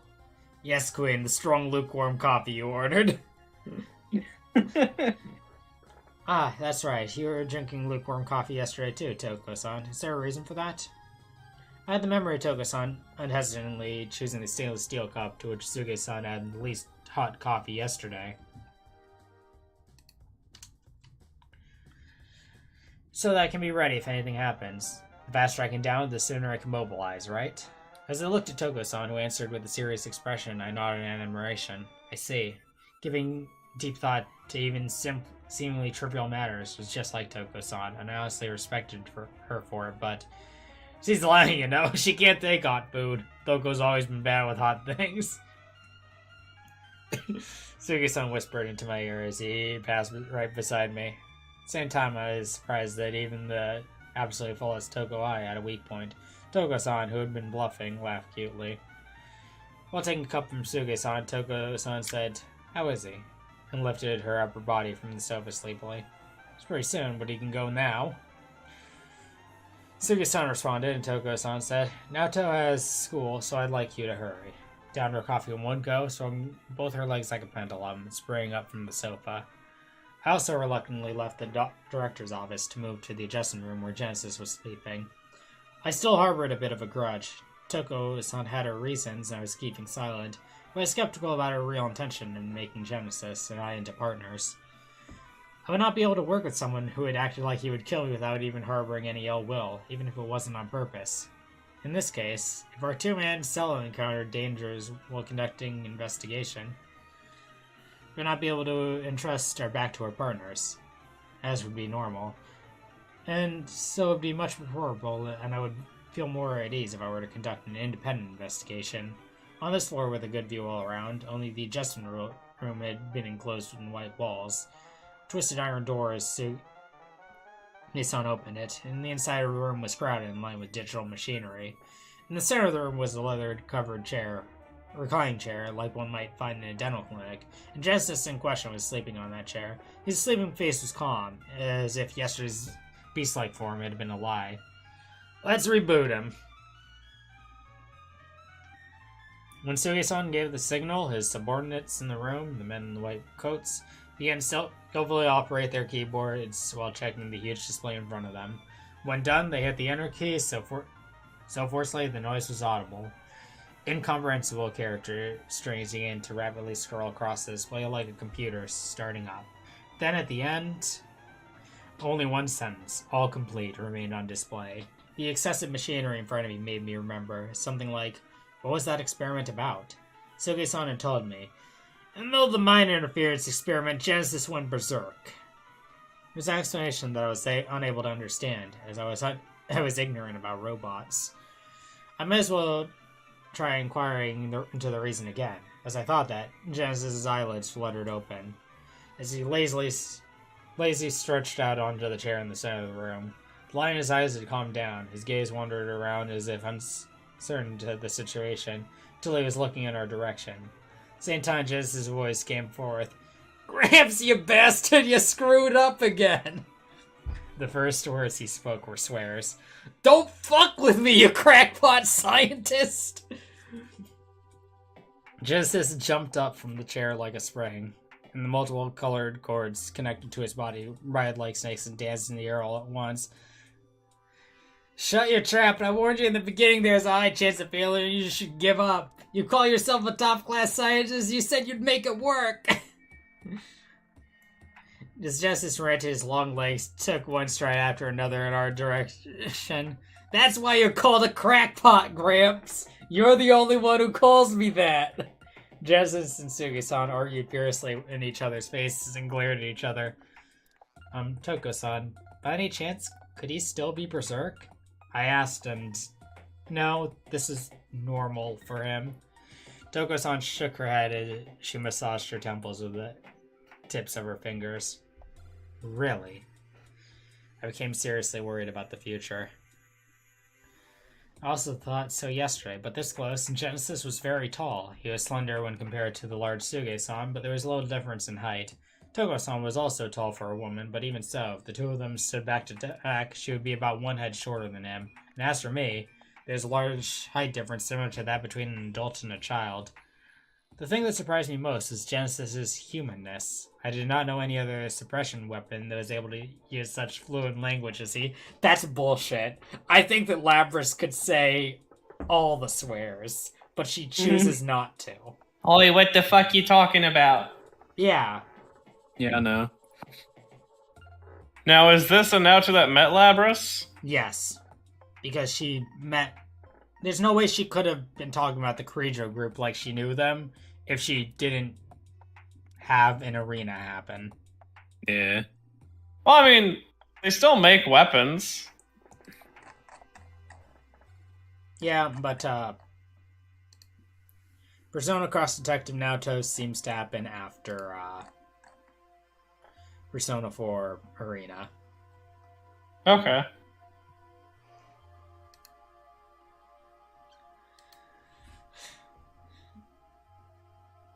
I had also thought so yesterday, but from this close, Genesis was very tall. He was slender when compared to the we're at that part. Toko-san moved, exasperated at the argument with no end in sight as the two of them were having. Both of you be quiet, Toko-san declared coldly, without wasting any movements. She grabbed their collars and spun them around. Coupled with her lack of sleep, they had put her in an unusually unpleasant mood. Two of them had stopped with their mouths half open. It's surprising in the way they immediately made faces that said they were in a bad situation. Toko's mad because you were so loud, Gramps. You threw Genesis. Don't blame it all on me. Like, Gramps, how many times I have to tell you not to call me by my codename Genesis? My name's Sosei. Sosei Kuragami. Don't tell me things to do I shouldn't in the Special Forensics Division. It's good practice to call you by a codename with the researchers. Toko's the only one who knows that Sosei means you. Didn't you hear me tell you two to be quiet? We don't have much time. Needless to say, the two of them instantly fell silent in the face of Toko-san's overwhelming intensity. It seemed that not just Sugi-san, but even Genesis regarded Toko-san as an absolute authority. Naoto will introduce you again. This foul-mouthed kid will be your partner, Sosei Kuragame, formerly known as Genesis. Toko, who the hell is this shorty? Sosei Kuragame stood with his arms folded and gazed down at me condescendingly. There he is. Oh yeah, there he is.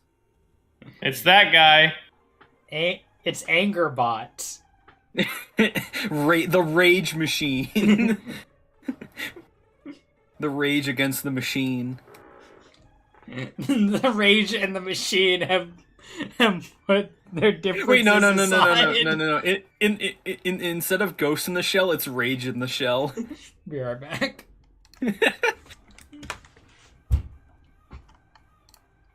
Okay, if Flair's gonna be right back. So Matty, how's your feelings on this? Yep, it's about as bad as I remember it being. It's a lot of, like, someone writing just Persona 4 stuff that really feels like they're trying to, like, do the, hey, look, it's the Persona stuff, because, like, I look at this guy and I immediately see some connections between him and Izanami's design, specifically in the shoulders and the whole-on outfit, or Izanagi. So that way you're supposed to associate him with Yu Narukami, and then you and Naoto. That way you can have this partnership work for Naoto. I don't think Naoto needed this story. I think everything added in the story has done nothing but just sabotage multiple characters. And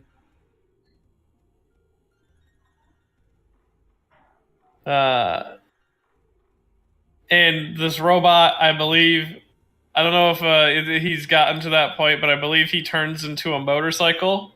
I don't think that's happened yet. No, we did see it on the cover. Yeah, and I don't think he can tell that Naoto is a girl. Which is a weird thing to do after the author spends so long being like, girl, girl, girl. Yeah.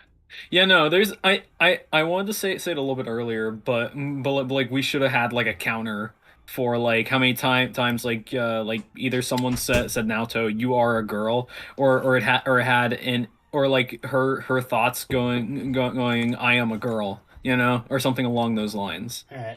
Yeah. I'm back. What'd I miss? We were just talking about our feelings so far.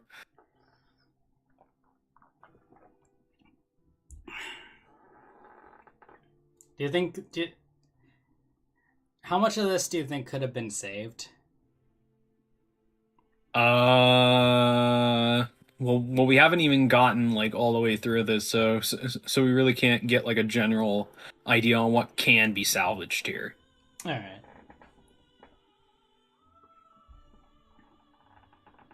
Like, we should ask this question again if we get like, you know, like halfway through it.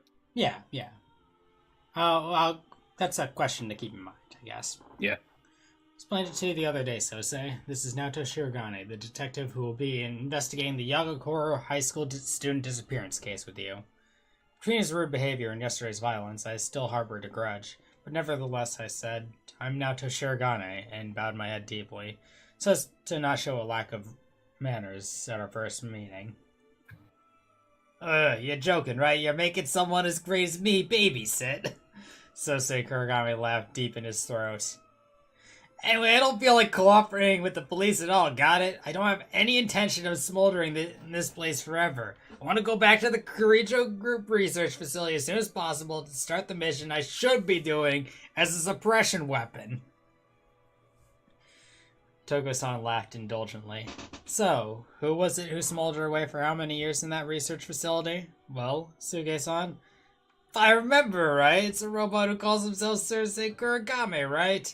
And the next moment, Sosei Kuragame raised his voice.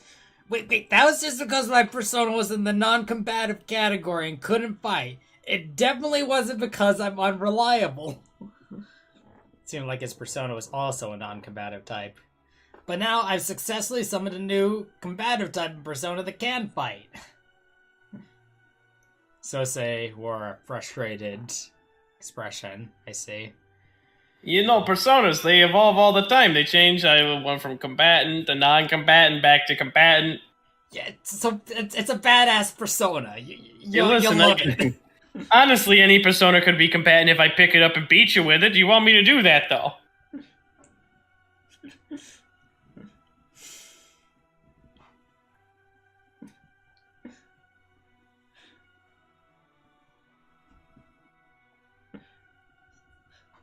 Sosei, Toko-san reprimanded him. Face reality. The summoning messed up. That's not all. You didn't see it, Sosei, but you caused trouble for a lot of people when you lost your senses. Especially this boy. You attacked and nearly killed him, you know? Wearing a bitter expression, Sosei Kuragame sent me a pleading look. How would I know? It's bad for people outside the division to come with a sword during a summoning. That was my limit. My distrust of Sosei Kuragame could increase no further. Toko-san, I apologize, but I will proceed with this investigation by myself. Please excuse me. I swiftly informed her and turned my heel towards the elevator. The reason was not just I was angry. If I thought objectively, I would not be able to handle the self-absorbed person such as Sosei Kuragame. It's a problem on which the other being a robot or human had no bearing. Naoto, wait. I didn't want to say this unless I absolutely had to, but please indulge me and let me speak. From behind me, Toko-san's authoritative voice flowed.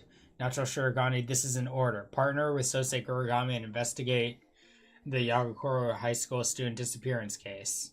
Furthermore, Toko added in an overbearing manner, I'll be your supervisor within this jurisdiction. You could say I'm your direct superior. You get it, don't you? My orders are absolute. Please tell me the reason for this. I looked back over my shoulder and stared straight at Toko-san. I don't want to say it like this either, but you do know I was nearly killed by him. Even so, there must be some reason for making him my partner, correct? Even if that isn't the case, I cannot consent. I declared in one breath. Everything I had to keep myself came bursting out at once. When I saw Sosei Kuragame out of the corner of my eye, he was standing with his arms crossed, wearing a complicated expression that I thought may have been apologetic. Didn't really decide this on a whim. This was my intention from the beginning. That I sent word to you so that you would come to the Special Forensics Division was also because I wanted you to meet Sosei. Toko-san began speaking in a composed voice. It's common knowledge that Naoto Shirogane is an excellent detective, and the Shirogane lineage and the police go way back. Even so, there's a deep-seated reluctance among the police to submit investigation requests to outside individuals. There are guys who believe it's a matter of honor. Toko-san snorted as if to say they were stupid. In the beginning, I thought I'd leave this investigation up to your judgment as an outside contractor, Naoto. At the same time, we would use this as a practice test to determine Sosei's capabilities. Sosei and Naoto are both unmistakably outsiders from the police. The installation of the Special Forensics Division isn't common either. That in itself is using up some of the budget. If we don't show some results soon, the big shots will come complaining. It's asking too much for them to give us money and keep their mouths shut. The stuff that comes out of their mouths are total amateurs. It's just really annoying to us researchers. Sugi-san shrugged his shoulders as he rolled his eyes. Also, take into account the connection between the two incidents where Sosei's rampage stopped and where Naoto awakened to a new persona, anyone would believe their partnership to be extremely fortuitous. I see. I readily grasped the first reason. Even if it was the prestigious Shirogane family, naturally a complicated situation arose from the detectives and the police with the power of the state. I was familiar with that kind of treatment from my own experience. Toko-san heartily slapped Sosei Kuragame's rear. Hey, Toko! Without paying any mind to his confusion, Toko-san said with an extremely good expression, "You should get along as fellow Persona users. For now, give each other a goodwill handshake." What is it? Hurry and shake hands. Even at Toko-san's urging, my arm would not stretch out obediently. My reasons for wanting to escape a partnership with Sosei Kurigami were not logical, but rather emotional. I was not confident I would be able to handle an impulsive person such as him. I still not received an apology from him concerning yesterday's incident. In addition, my dissatisfaction with his behavior, Sosei Kurigami also seemed uninterested in shaking my hand. As the victim, I had a better reason. Even if he didn't remember going berserk, it did not mean I had to voluntarily acquiesce. The more I thought about it, the less I wanted to shake his hand. However, Toko-san finally said, "It's fate. Shake hands immediately," in a tone that said she would brook no argument, and we reluctantly shook hands. Sosei had an unusually large hand befitting his body. It was a bit formal, but the feel of his palm did not differ from my own. Toko-san explained the general situation of the Yagakoro High School student disappearance case, and quickly finished with, "I want you to read the report yourselves and drill the details into your heads." Whatever. The faster we finish this job, the faster I can blow this joint. Let's go, shorty! Sosei Kurigami moved energetically to flee the room, but I immediately called him to stop. "Wait! Please don't call me that. I'm not a shorty. My name is Naoto Shirogane." Besides, I was not particularly short, but rather Sosei Kurigami was so tall he would stand out in the crowd. Huh? Sosei Kurigami looked openly annoyed, as if he did not care for my objection. I'm not all that tall. Don't you call me tall. I'll show you tall. What? It's the truth, you know. Nothing wrong with calling a shorty a shorty. In that case, what if I called you simple-minded, son? The hell, who are you calling simple-minded? You picking a fight? Aren't those hasty reactions of yours simple-minded? Damn, they squeezed together Unarakami and Kanji into one being when I can't stand him at all.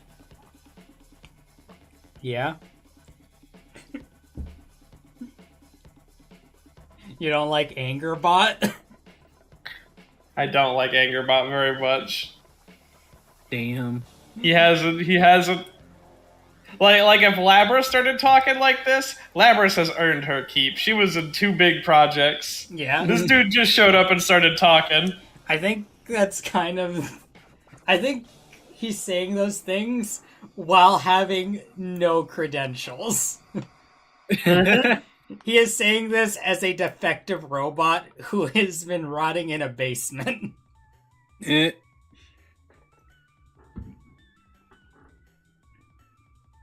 I hope that gets addressed in the story. I don't remember if it does. For now, since we'll be acting together as partners, please call me by my name. Then I'll call you by your name, too. Damn, you're a cheeky bastard. My name is not Cheeky Bastard. Don't get it wrong, simple-minded Sen. Alright, I'll say it again. My name is Naoto. Ah, jeez, shut up! I get it already. It's Naoto! Naoto! That's fine, right? So then you call me Sosei-sama. Yes, understood, Sosei-san. You... If you don't hurry, class will end. Hurry up, Sosei-san. Won't Toko-san get mad if you're too slow? Yeah. I was not satisfied, but I gave a sideways glance at Sosei-san, who was nodding, and allowed myself a secret smile of relief. It could be said that our first meeting was tolerable. Truthfully, losing my temper at Sosei-san was according to plan. So I wanted the investigation to go smoothly. I want Naoto to grasp Sosei's hand tightly, was the advice I received from Toko-san, which was helpful, but seemed likely to make my head hurt. I need to be able to control my investigation partner, more for my own sake than anyone else's. Sometimes, crime scene investigations require attention, detail, and patience. And so if Sosei-san, who was impulsive, was left to do as he pleased, who knew what would happen? A large sigh gave me as if an answer. Mm-hmm.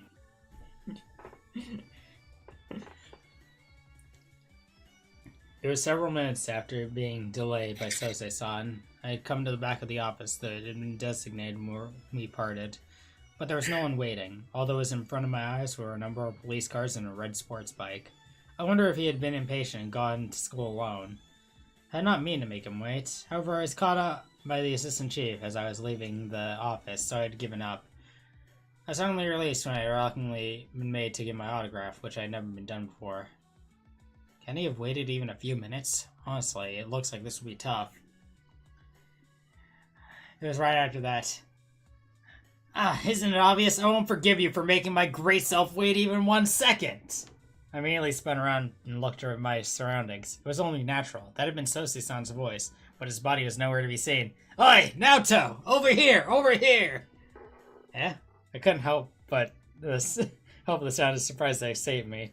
That's because I could hear Sosei-san's voice coming out of the red bike. Eh? At this moment, I was struck speechless. I was so shocked I couldn't believe it. To explain the reason, as I watched the red bike, it changed shape. And the next thing I knew, it assumed Sosei-san's form. The bike had transformed into a human figure right in front of my eyes. So did that surprise you? I'm a transforming robot, you see? I'm different from those other robots. It was true. I was shocked. I, who still love making plans for intricate devices, said, Amazing! That's amazing, Sosei-san! I was excited. What in the world were the mechanics behind it? I want to take you apart sometime. Eh? Sosei-san was looking at me dubiously. It seemed I somehow inadvertently spoke my true thoughts out loud. It's nothing. Without thinking, I averted my eyes. I was embarrassed that I had forgotten myself in excitement. You're weird! Well, whatever. Anyways, get on. The distance was not so great that I would be opposed to going on foot, but because Sosei-san said he would take me to school, I jumped on to Sosei-san, who had once again eagerly turned into a bike. Eagerly! I'm showing off right now. I love turning it. Liz, you have no idea how much I love turning into a bike.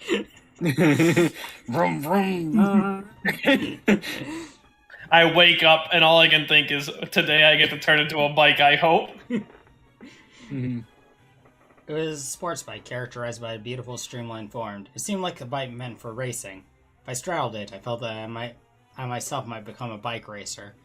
And though we had not yet set off, I found myself lost in daydreams. However, Sosei-san's words as he continued to drag me back to reality. Thought you were really tiny, but your body's light too now, so... Are you really a guy? Wonder if Sosei-san was joking, but he had a point, so I sighed and felt upset without much reason. Hold on tight! Sosei-san started to move. At the same time, my cheeks became hot. Just now, when I became conscious of my gender, the present situation in which I was straddling him between my legs embarrassed me again. Well, to be honest, I don't really like letting a guy ride, but you're my partner, so I guess I gotta. You're special, Naoto. Be grateful to me. It was not my intention to hide my gender. It just so happened I was presenting myself as a male student. That I spoke as I did and conducted myself as a boy was a force of habit after many years. Yes, thank you very much. Naoto, just correct him! Just beat him up, Naoto. Nah, just humble him. Just, like, make him have to deal with, like, this gay feeling that he's fighting. Oh, great. We're forcing him through the same thing Kanji got forced through. Oh, no. Gaslighting him to be gay, or to think he's gay. Like the downtown school that it was, Yagakoro High School faced the street, and because it was morning, there was a large volume of traffic. That was where the bike came in handy. It nimbly weaved its way through the congested vehicles and arrived in the blink of an eye in front of the main gate. The town gate was made of brick, with the white iron fences that were also elaborate design. The school building inside was not old, but it had a retro design. Much of the money had gone into every aspect of the building, as typical of an affluent private school. Yagakoro Private High School. It was the only private school in the Yagakoro area, and the number of students in the whole school was about 100 people in each year, or 300 students total. It was within the prefecture. It was within the prefecture, but was a prominent high school focused on preparing students for university. Yeah, I hope.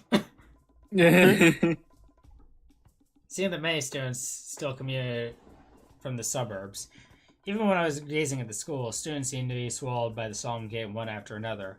However, as could be expected, I was the only one of the students of the front gate who had driven up on a motorbike, so I stood out immensely. Briefly thought that this could be bad. I was thinking that we should remove ourselves to a place with fewer people. Sose-san, whom I had been riding, changed back into his human form, causing a stir among the crowd of people coming to school. Alright, try not to draw too much attention to yourself. Loud Transformers sound effect. Yeah. Jeez, they're all brats! He is drawing attention to himself, but even so, Sose-san did not care in the slightest. On the other hand, says... Okay, just off topic here, but like, at least with the transformer noise with the motorbike, all I can just see is the principal looking like fucking Hayes' dad from fucking Anonymous Agony, going like, "I've had enough of you, damn punk." Oh, the Hayes bot. Oh my god, did I crack the code? Discovered that it's the Hayes bot. Hayes plus kanji plus you. He's drawing it. Okay.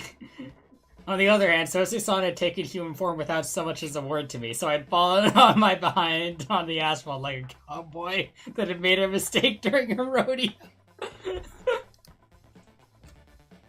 Hey, what's that? A robot? Is it real? Are they filming a movie? No, isn't the robot the principal was talking about at the school assembly? Well, he said something like that? Attention, students.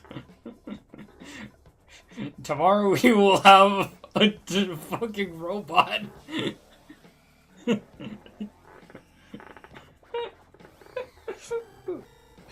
Moving on.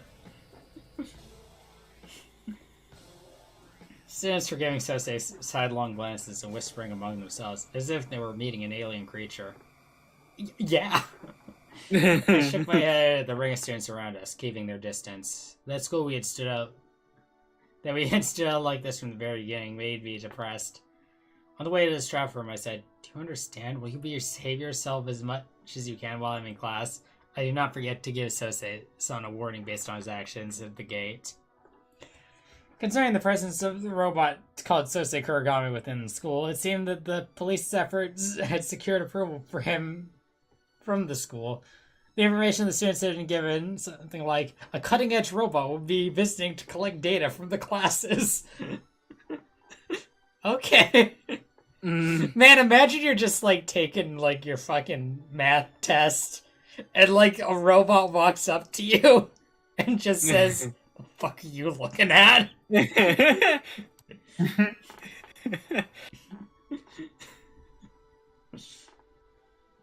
he just starts flexing his muscles, which are not impressive at all because he didn't earn them.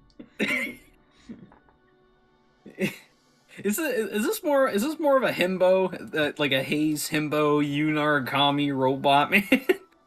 This is. I can't believe it. The himbot. The himbot. It's like they gender swapped, like, fan interpretation of Labras. Yeah. And that can be fine. Mm-hmm. And I'm warming up on him a bit now that he has actually no ground to stand on. He is entirely speaking out his ass. Immediately making him more endearing. Yeah, leave it to me. I'll investigate perfectly until after school. My warning did not reach him at all. My head was starting to hurt.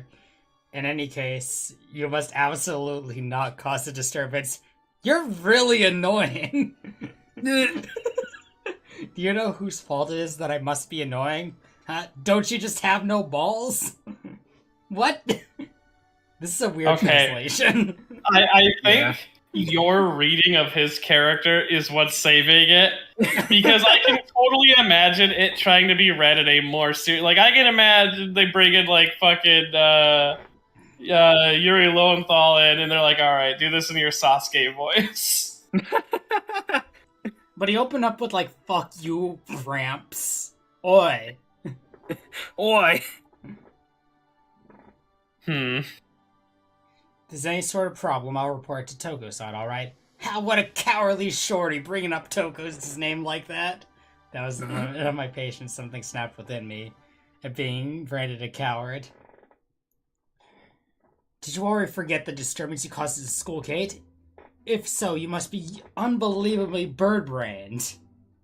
Because I raised my voice, the students inside the classroom glanced at us simultaneously. "What was that? Who are you calling a bird-brain, you moron?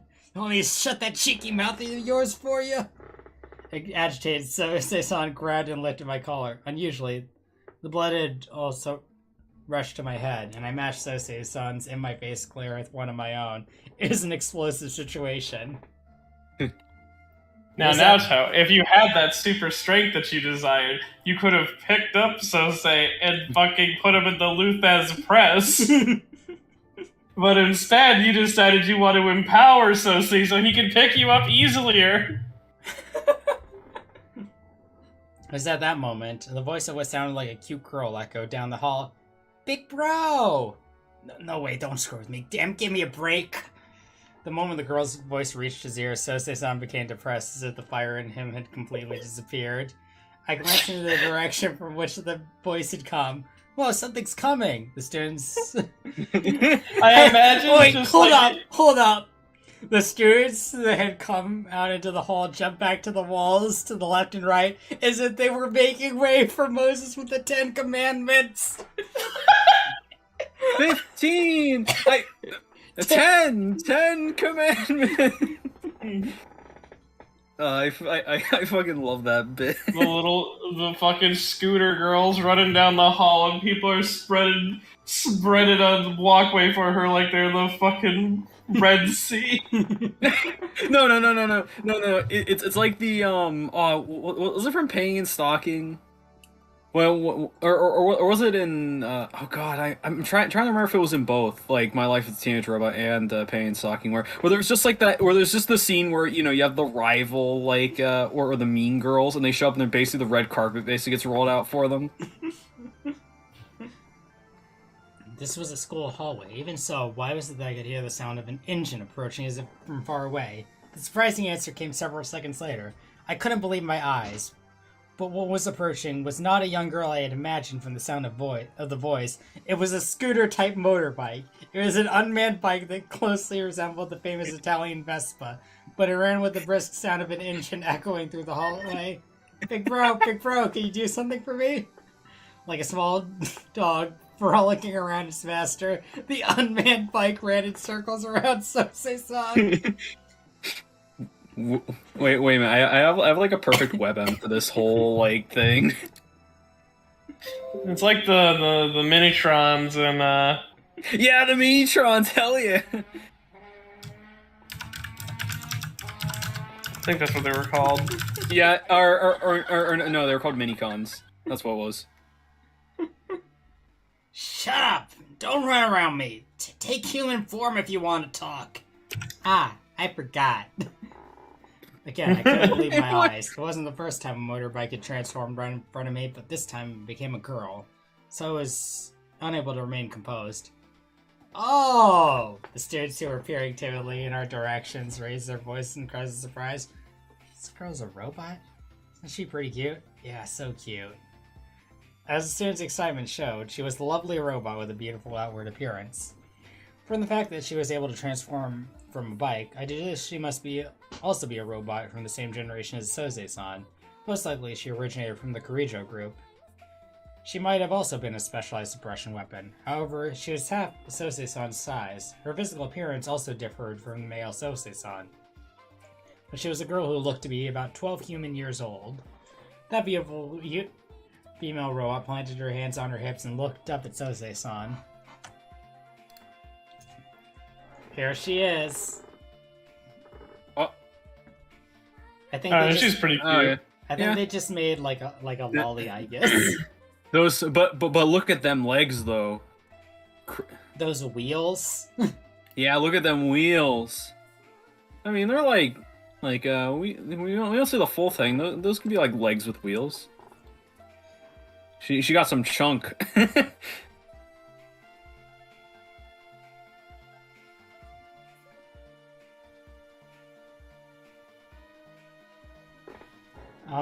when you finish work, I want you to buy the things on this list from the Juness in front of the station and bring them home. Huh? You should just make Gramps buy it. Sheesh. This translate. That's like 3 sheeshes so far. Mm-hmm. Do I need to do we need to start a sheesh count? If we start a sheesh count, we also need to start a affirming Naoto's gender count. Oh no, that would kill us. Well, like I like we don't make it a drinking game, of course, but Okay. like we made that a drinking game, we'd all be dead then. Yeah. You always say things like that right away, big bro. We're relying on it, Uncle Tetsuma. So you and I should at least do the shopping. Then I should go. Leave me out of it. It's possible for I'm busy with my chores, so I can't do it today. That's why I'm leaving it to you, big bro. I'm out of time. I have to go. Don't forget to go shopping. Don't cause trouble for other people. I's the one who always has to apologize afterwards, so be good. Promise. Beautiful girl with her cheeks puffed out told him in a forceful tone as if for emphasis. Suddenly shoved the memo into Sosei-san's hands and changed into a bike again. Oi, wait up! Wait! Hey, get back here! Sosei-san's attempts to get her to stop were in vain. She slipped between the students and with an energetic speed disappeared down the hallway. Mm-hmm. Now, this might just be my faulty memory. I don't think she shows up again. I think I is gone. I think she'll come up in a flashback. Maybe. Like we'll see. Like why we'll see why Sosei sucks so badly, and she'll be there too. That or like it'll be the encouragement he needs to do something important. Yeah. Mm-hmm. Because there's no way he's doing something good out of the kindness of his heart, because he thinks he's already doing things out of the kindness of his heart.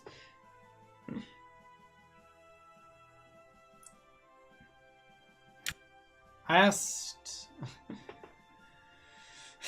Sosei-san, and as I thought, the girl was also a specialized suppression weapon developed by the Kurijo group. Looking tired, he answered that her name was Ai Kuragame, and she was his successor. Oof.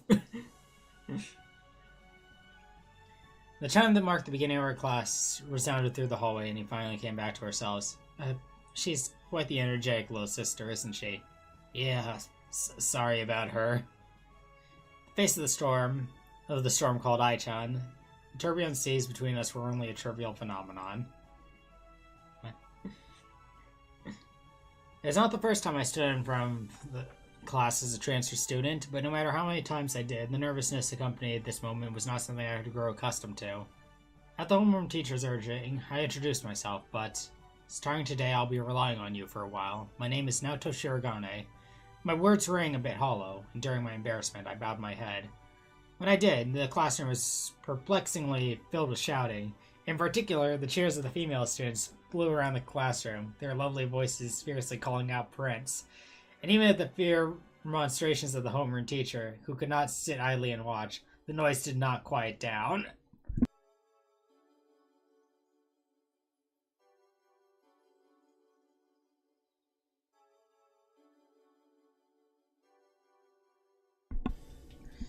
It was true that being welcome was far preferable to being rejected, but I could not hide my bewilderment at such an overly warm welcome. I'm so happy. I'm a fan of yours, Shirogane-kun. The girl in the seat next to me spoke rapidly. I'm Takizawa, she introduced herself and asked with some agitation. Is it alright if I get a picture later? When I asked why. The girl responded with a dizzying answer. Huh? You don't know, Shirogane-kun? Right now there's a detective Prince craze on the internet. Look, a collection of Prince photos on the internet. It's just pictures of Prince. The artist formerly known as Prince. I looked on the display on the cell phone as she held on and became more and more embarrassed. And no, it went so as far as to be frightening. As to why there were countless pictures of myself which I had no memory of being taken. Furthermore, Until now, just now when the word of this reached my ears, I, the one in question, had not really known of this Detective Prince craze. It's discomforting to know that my name had been spread somewhere without my permission. It's some sort of bewilderment. One might feel told by a doctor that they had some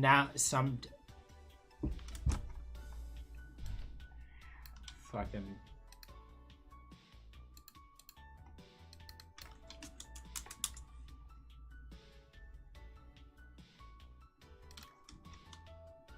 We dictionarying again? Yeah. What was the word? Somnambulous. The fuck? Midnight's quirk from My Hero. Oh, okay. My fame this time may have been due to some goodwill gone wrong. However, if by any chance it was ill intention, just imagining it, a shiver ran down my spine. In the next moment, Kujikawa's face surfaced in my mind. How much hardship did she suffer as a famous idol?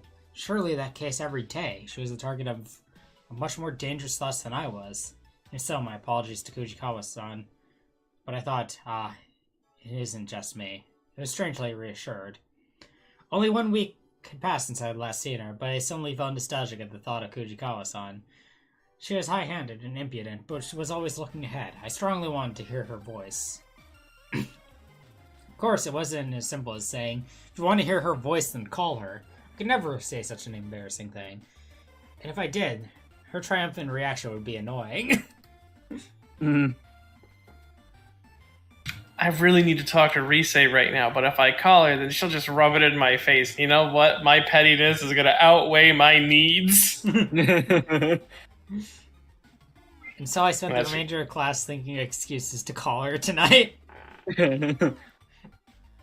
So there's this guy, and he fucking sucks. Let me get it clear. He sucks.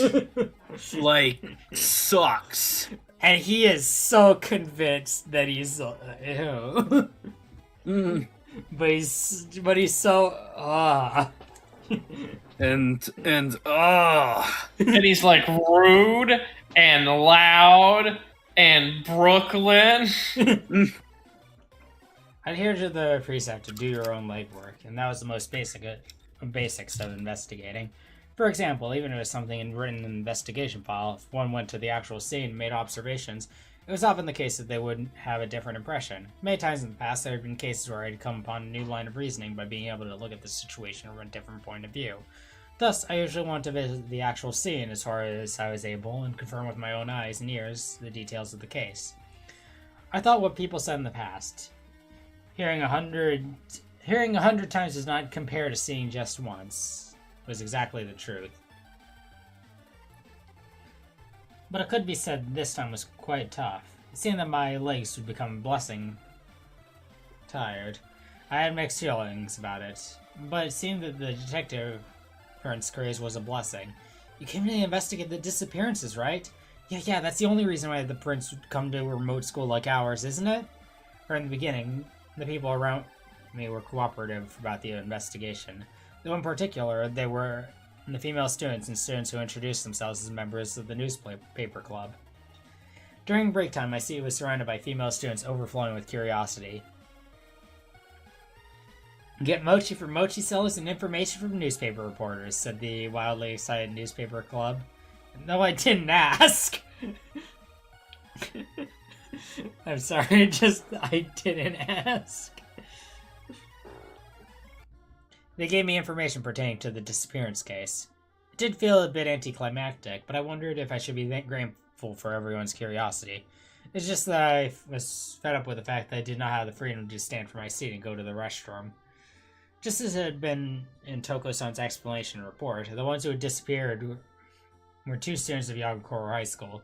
I heard before that it had been approximately 2 weeks since the beginning of the incident. The first one who had disappeared was a then first-year female student, Miyuki Midorikawa. The one who disappeared next was the then second-year male student, Shiro Kono. A connection between them? I never even saw them talking to each other. I never heard about it either. She's a delinquent and he's the student council president. There's no way they would be involved in each other. According to the newspaper club's information, it seemed that the two missing students did not have any particular connection. That was consistent with the investigation report I received from Toko-san. You want to know more about them, right? Won't you come to the newspaper club room? It was the data in the case that they, students of the school, like the missing persons, had collected themselves. I had no reason to refuse. I headed to their club room. The newspaper club was browsing one dusty corner of the document room. According to their data, Miyuki Midorikawa had problems on her behavior and lifestyle. Her grades had slumped, and she had been insulted as a delinquent behind her back. The male students she had relations with were an extremely far cry from honor students. On the other hand, Shiro Kono had impeccable conduct and excellent grades, and furthermore, was so much an honor student that he served as student council president. He was popular among the female students, but there was no particular stories of frivolous behavior. Two of them were exact opposites and had no relation. We had a thought that it was a serial disappearance case, but at present it was difficult to find a connection between them. So rather, I could only think that it was be more appropriate to believe the two had gone missing for different reasons with a similar time frame. An administrative inspection of the data said, "You had been of great help, and it was just before I exited the small room. It was said there was a price to pay for good information. The students of the newspaper club entertained me. In return for giving us the data, us giving you the data, we want to write a know everything about the prince or interview article. I had no reason to refuse. There's no way I could refuse now. I said evasively, sometime soon, and left the room. Lunch break. While eating lunch in the school cafeteria with my female classmates, another intriguing rumor was mixed into the information about the disappearances. It was about a certain incident involving the death of a female student. Right, so this isn't related to the disappearances, but half a year ago, a second female student at the school died. Oh, that incident? That thing with the train? Just thinking about it makes you feel cold. Seeing that about half a year ago, there had been an incident where a then second-year female student fell from the Yagakoro station platform, was hit by a train, and died. It had unfortunately been a limited express train. The limbs of the girl who had been hit had been scattered across the platform. It seemed the scene at the time had been exceedingly gruesome. They had not found a suicide note or will, so the police had declared that the female student death an accident. However, the students knew the girl had been worried about the internet slander directed at her about 2 months before her death, and there were still some who whispered that it had been a suicide. In the end, it seemed that it was only on the level of a rumor, and the authenticity could not be varied. In truth, it was a very intriguing story. My detective soul ached to begin an investigation immediately. However, it was unfortunate. But right now, there was a large number of other matters that took precedence. At the end of homeroom, the teacher told me solemnly, "Shirogana, come to the staff room." Having no idea why I'd be scolded by the teacher, I knitted my eyebrows dubiously and followed behind the teacher. "Your companion has been causing trouble within the school, Shirogane. Honestly, it's still just the first day." These were the details. While the female students were changing clothes after physical education, a boy with clothes of black and red said, "I'm coming in!" Threw the doors open energetically and invaded the locker room. As dumbfounded female students returned to their senses and began to panic, he said, "You're noisy! Don't shout! Like I give a damn about naked humans!" He became angry at them for their embarrassment instead of the other way around. And in the end, when he was chased after by the teachers who came running towards the commotion, he clicked his tongue, jumped out the window, and fled. By the way, the girls' changing room was on the 3rd floor of the building.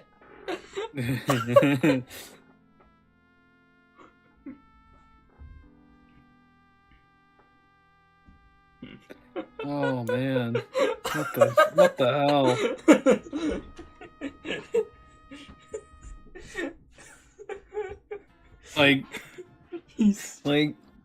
Like some of this whole thing is just like going in one ear, out the other.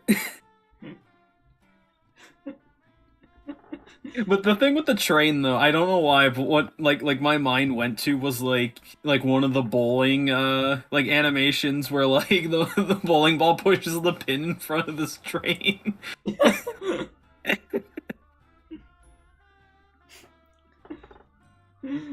I can't get over the fucking... Oh my god. He just walks in and gets mad at them. Yeah.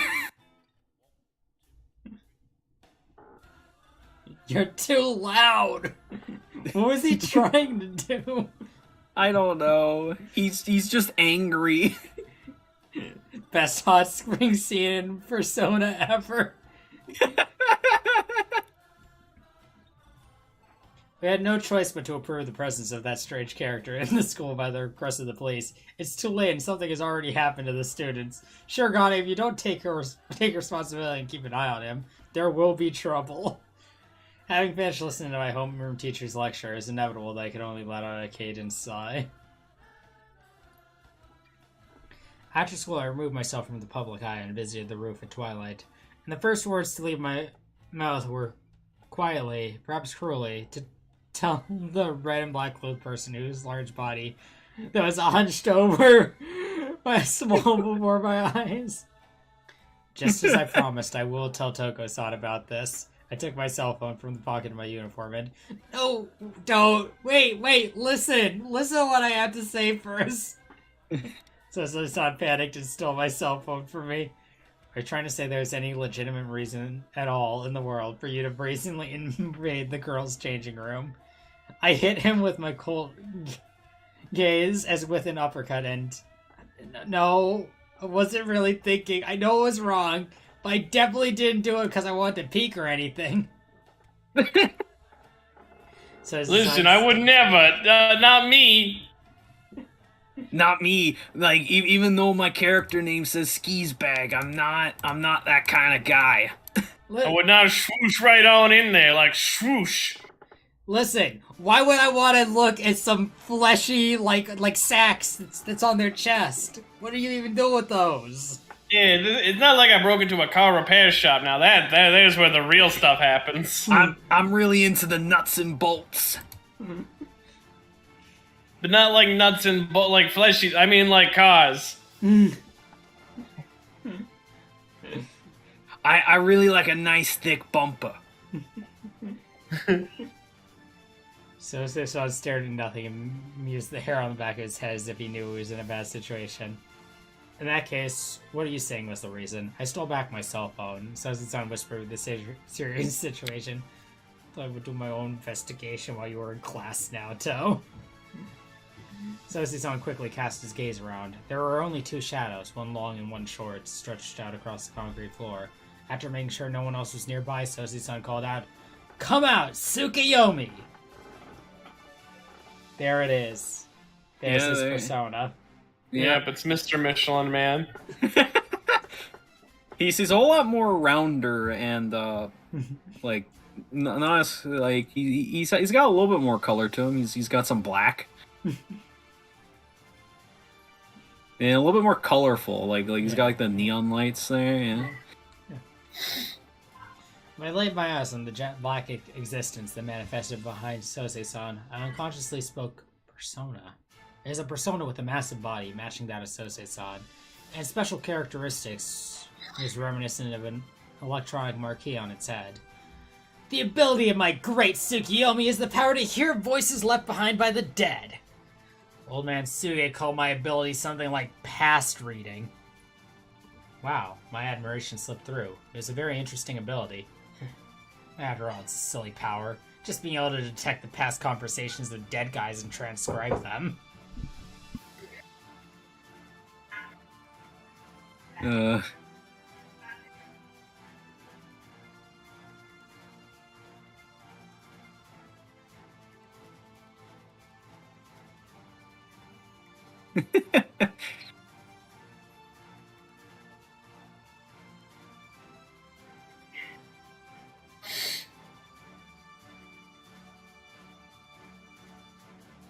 So is he doing this all in the women's changing room? I think so.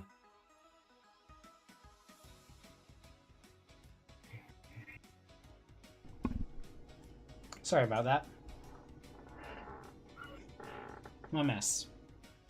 I just asked, is he doing this all in the women's changing Nothing room? much. No, they went to the roof afterwards.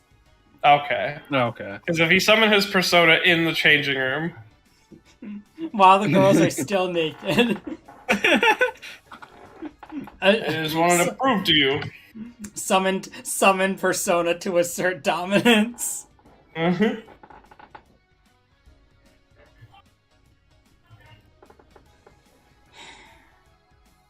See. I'd just like to make sure, but are you saying you can't transcribe the conversations of living people? Sosu-san nodded. In the end, it's only if they're dead. Then it's transcribing, like I said. So what I can detect isn't pictures or voices, but words. Instead, I can visualize the words, and a third party can read them.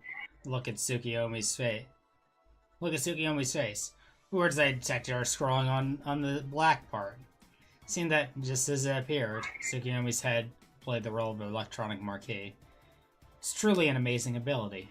There were limits, but if we figured out how to put it to practical use, it seemed like an ability that would be of great help to the investigation. This ability, I can't stand it! It's a compliment I truly meant rather than flattery. But Sosei-san shook his head with a grim expression. Judging by Sosei's arrogant personality, it seemed he was simply not being modest. See, in other words, Sosei-san wandered the school in order to detect the conversations of the dead. Yeah, Sosei-san grinned as he continually nodded. Think about it. What if the two students who disappeared aren't in this world anymore? Ah, you mean the possibility that you would detect and transcribe their conversations? Exactly. Sosei-san thrust out his chest proudly. It's unfortunate, but I could only conclude that Sosei-san's deduction was not off the mark. About 2 weeks had passed since the disappearance of the two students. From experience, I had to say there's a high probability that the two were no longer alive. Naoto, you got pretty good judgment, don't you? Doesn't look like you're stupid. You're qualified to be partnered with my great self. Thank you, was my only reply. I'm also relieved that you're not as much of a fool as I thought. Did not leave my mouth, but I kept it to myself. So, how is this related to the incident in which you...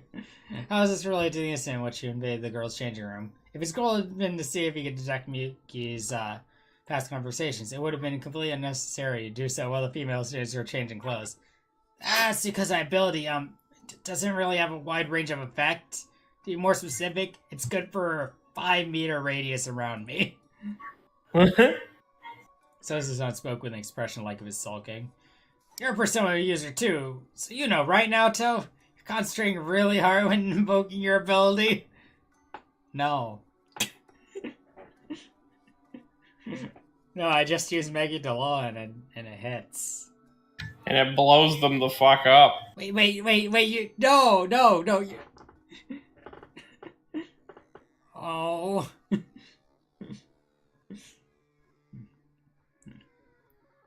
So in other words, something like this. You're concentrating on using your persona's ability and weren't really looking around you, so you inadvertently entered the girls' changing room. Yeah, it couldn't be helped! You astound me. I grumbled from my heart as the boy whose white teeth were showing in his smile. I don't think it's the case, but you didn't let anyone see your persona, right? Don't say stupid things, like I'd screw up like that. Even if I saw those brats in their underwear, I wouldn't let them see my persona. Pressed my fingers against my temples, but I withdrew my previous remarks. This person may have been much more of a fool than I thought. So what did you accomplish, along with causing a riot? Hey, it's like how the sun can't always make every day clear and bright. Things don't always go well, you know. Gave a sidelong glance. Your voice for this character is like probably the only thing that's really carrying this, and probably just how like non-serious the character seems.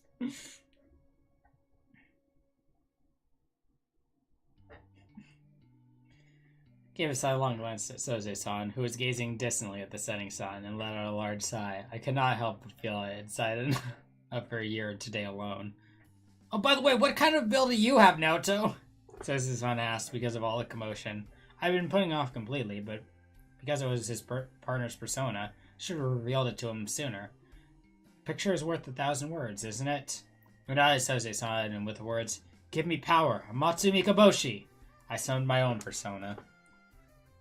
So that's your persona, Naoto.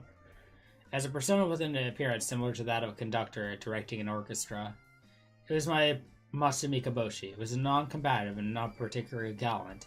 Or rather, its smart appearance well pleased me. I'm happy because my persona looks smart. My persona is smarter than yours because it's got a bigger head. Clearly, Damn. clearly, your persona can't cast Heat Riser. Clearly, you don't know what a Megidolon looks like. Damn it. Upstage the great Sosei like that.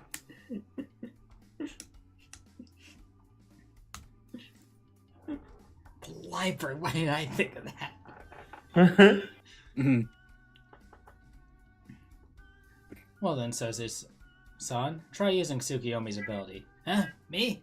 Even though you haven't shown me your own ability? Sosei-san's suspicion was pointless. Yes, that's why a picture is worth 1,000 words. I smiled and Sosei-san furrowed his brow and began to concentrate. Several seconds later, tilting his head, Sosei-san looked back over his shoulder at me. Oh, what's going on? Sosei-san's expression was full of surprise. My detection range is wider than usual. It's doubled to 10 meters. No, it covers the whole roof. This me? My true power is finally awakened? Sosei-san shouted with wide eyes. Of course, when he realized my palm was resting on his back, he said, "There's no way, right?" And shrugged his shoulders slightly. I get it. That's how it is. The reason my Tsukiyomi's past reading is powered up is because of the power of your Amatsu Mikaboshi, right? Yes, I nodded. This is the ability of my Amatsu Mikaboshi, the power to tune a persona's ability. Something I had experienced before. In the moment I summoned my persona, all the information on Amatsu Mikaboshi was within me. It is a similar instinctual knowledge as knowing fire is hot without having to be told. This may have been due to the fact that my persona could be called my other self. When I talked to Suke-san about my ability, he named it Ability Tune. Still, it's a pretty boring ability. Is that so? I like Why it. would you have such a boring ability? Loser. Sosei seething over his book. Cope. D. His Ma. Copsona. His Cope soda.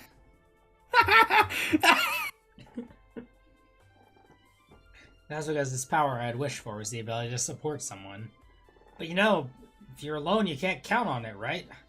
On the other hand, my ability can be more helpful if I'm with another persona user like you.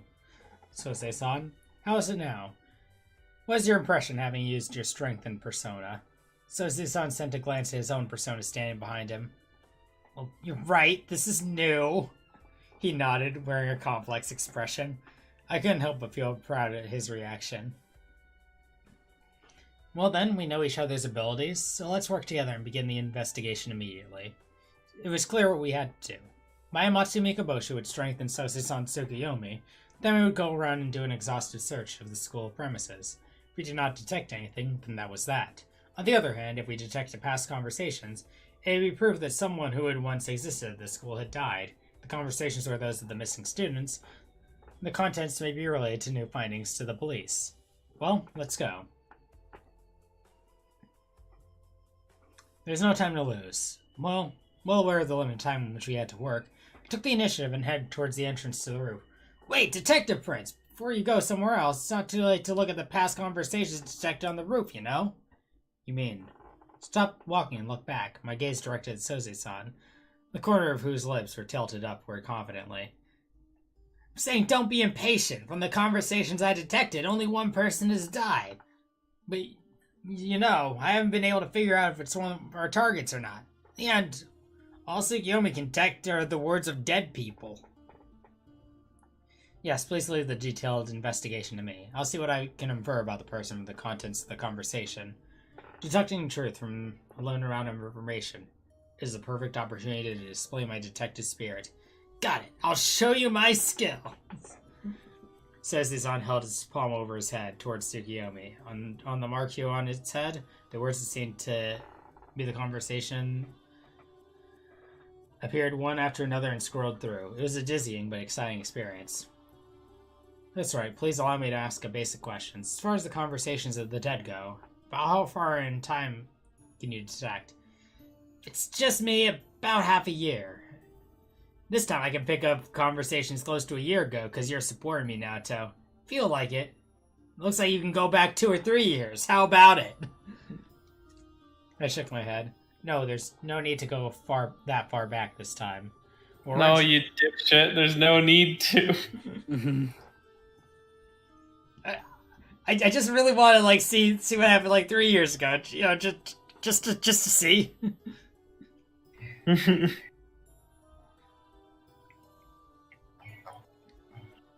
So I need to go that far back this time. Well, we're interested. Wait a minute. What year does Persona 4 take place in? 2011, I believe. So this is 2012 they're in right now? No, it'd be 2 years later. 2 years later, so 2013. Yeah, 2013. Alright, so let's, he wants to go back 12 years and see what really happened.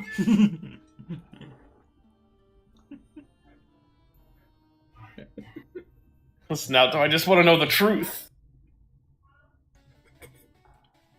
Naoto, they hit the Pentagon!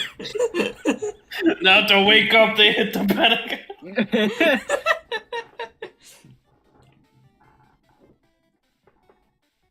My favorite game is Banjo-Kazooie. Oh, fuck. There's no need to go that far back this time. What we're interested in is the contents of the conversations just before the disappearance. More importantly, Miyuki Midorika would not have matriculated into Yagakoro High School before 2 years ago. Sosa-san squinted one eye and snorted. That's true. Fine, I'll go back to the beginning. Sosa-san flicked his finger in thin air as if he were manipulating a touch panel. The words on the marquee rapidly scrolled back. Next, please. My signal, he sent out the words in turn. During those moments, my eyeballs were surely moving restlessly back and forth. Me being a slut? Why is that sort of unfounded rumor on the Midnight site? That's terrible. It's all lies. All this stuff this Azume guy is writing is all bullshit. He's gotta have something against me. Yeah, that's right. Everyone will get that it's just a misunderstanding. How could... Why is everyone falling for those rumors? Why are they believing the weird things posted on that site over the words of the person herself? Really, I don't get it. That Azume guy. He knows a lot about what I do at the school. He's definitely a student here. This is impossible. I can't get a break. I haven't told my brother about it. I don't want to worry him for no reason. I can't trust anyone anymore. They say things like they're worried, but they don't get how I feel at all. Can't take this anymore. I'd rather they insult me to my face. Give me a break. Anyone around me could be Azume. I'm jumping at shadows. Even you, Takizawa-san. Sorry, forget it. I'm sorry I'm being weird. When the words disappeared from the marquee. So what's your reaction, Mr. Detective? Says as I peered in my face critically. It's truly valuable information. I was quietly excited at the results, which were beyond my expectations. Oh, you mean you found a clue to the disappearance case? No, I don't know yet. I don't get it, then what the hell is valuable? I've determined who the past conversation belonged to. From the speech cell, we could be fairly sure it's a female student. If my logic is correct, her name should be Kaoru Hyoka. Kaoru Hyoka? His face screwed up. Sosa-san stroked his chin. It seemed like he had no idea. I apologize. It's a name that wasn't in the case file we received from Toko-san. It's information that I myself only attained at lunchtime today. I explained the train incident that occurred half a year ago, in which a female student in Yagakoro High School named Kaoru Hyoka had died, to Soze-san. Soze-san, who was lost in thought, his expression one of having a small bone lodged in his throat. However, he soon gave up. Well, whatever. Coward and Soze-san. Soze-san, no matter how detailed it seems, please say it without reservation. When we combine information and do a detailed investigation later, we'll approach the truth faster. If you do not cooperate, there is no use in adding a partner. Nah, I just feel like I heard the name Kaoru Hyoka before. I'll tell you if it comes to me. Soze-san did not look embarrassed. Because of that, my throat also began to feel as if something was lodged in it. From the rumor of the students, it seems Kaoru Hyoka was worried about the slander on the Midnight side. When I heard the name Midnight side, I naturally recalled the Midnight Channel. If it were a simple case of copying the name, that would be a relief. But if its substance was similarly suspicious, it could be nothing but trouble. That point in agreement is with the contents of the past conversations. In addition, when we consider that her death had already been confirmed, fills the condition for your ability to detect the words of the past conversations of the dead, Sosei-san. Hey, no, in that case, what do you mean? Because it's already been confirmed. What's good in investigating something not related to the disappearance? It's a waste of time, right? Sosei-san shook his head exaggeratedly and snorted. Just want to solve this case fast and concentrate on what I should have been doing in the first place. Even if you say that, we have no other method, so it can't be helped. Right now, we can only carefully scrutinize every piece of information before us and steadily search for clues related to the disappearance case. Jeez, you're too perfectionist! Sosei-san pouted like a child. They say haste makes waste. In any case, let's spend a while collecting large amounts of information. Honestly, who was it that said at our first meeting, you're making someone as great as me babysit? Felt completely throwing those words back at him. It's because we're lucky and have ways of obtaining information that even the police couldn't discover during their investigation. Could it be called a chemical reaction between fellow Persona users? Was there value in keeping with this partner even if I had to turn a blind eye to his behavior? He may have been conflicted, but Sosei-san ruffled his hair with a grimace. Yeah, I know, we're together, so say it. Where do we go next? We're going around the school collecting past conversations, right? Despite his complaints, it seems Sosei-san respected my opinion. Listen up. In return, you better power my great Tsukiyomi perfectly. Could it be he was acknowledging me a little? In any case, it was a step forward. So I smiled and answered, As expected, Sosei-san. I'm glad we resolved it that quickly. My words were somewhat sarcastic.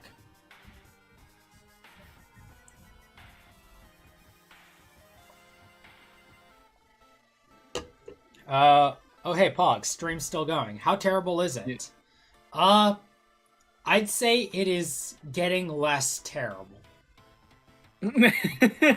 It starts off really bad, and then the middle point, you've gotten past the road bumps of the terribleness, and you're just hoping that things don't go back downhill. Yeah. And they aren't going back downhill yet. Sosei's a fucking idiot. But, like... Sosei's a fucking idiot. I asked Sosei-san to take me to the Yagakoro police station without returning to the dormitory.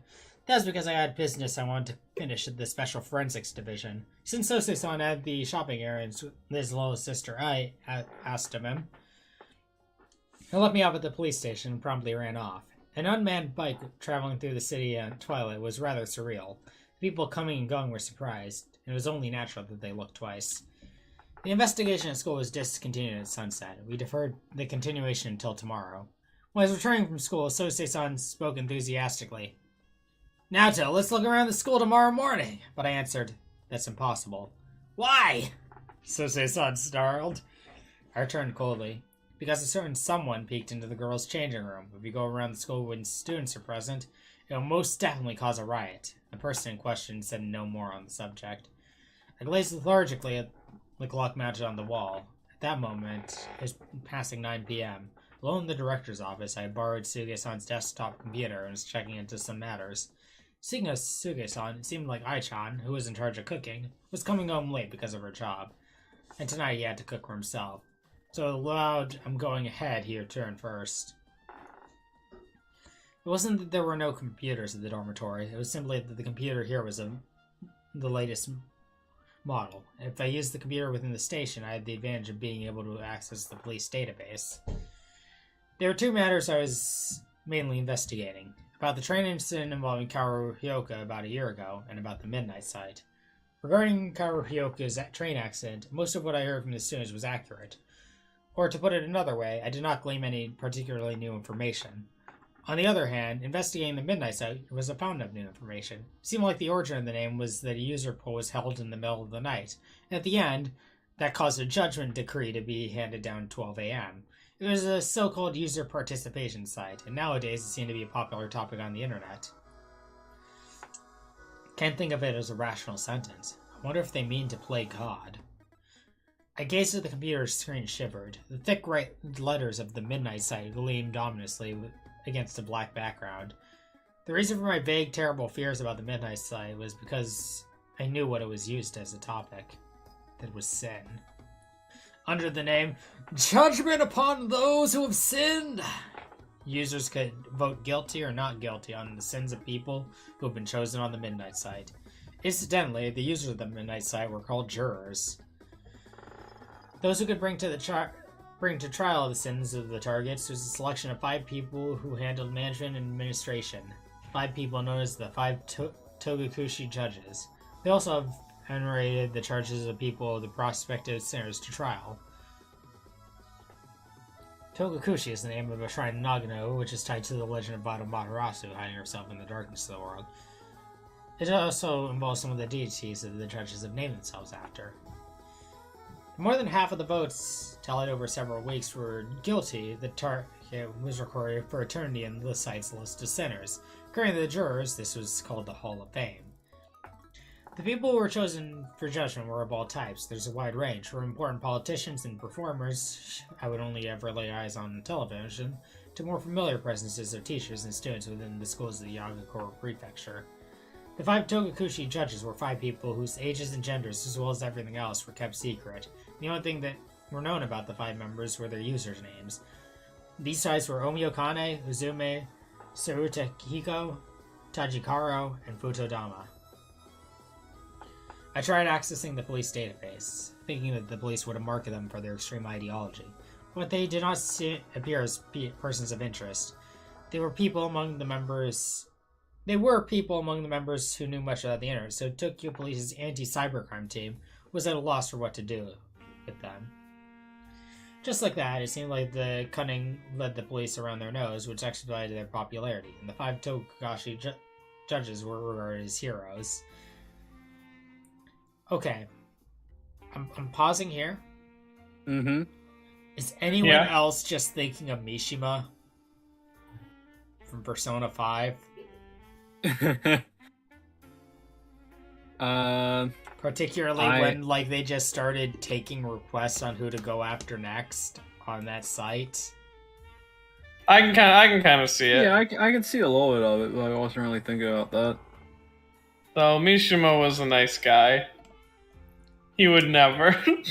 He would never start. He would never be the antagonist of Persona Cross Detective Naoto.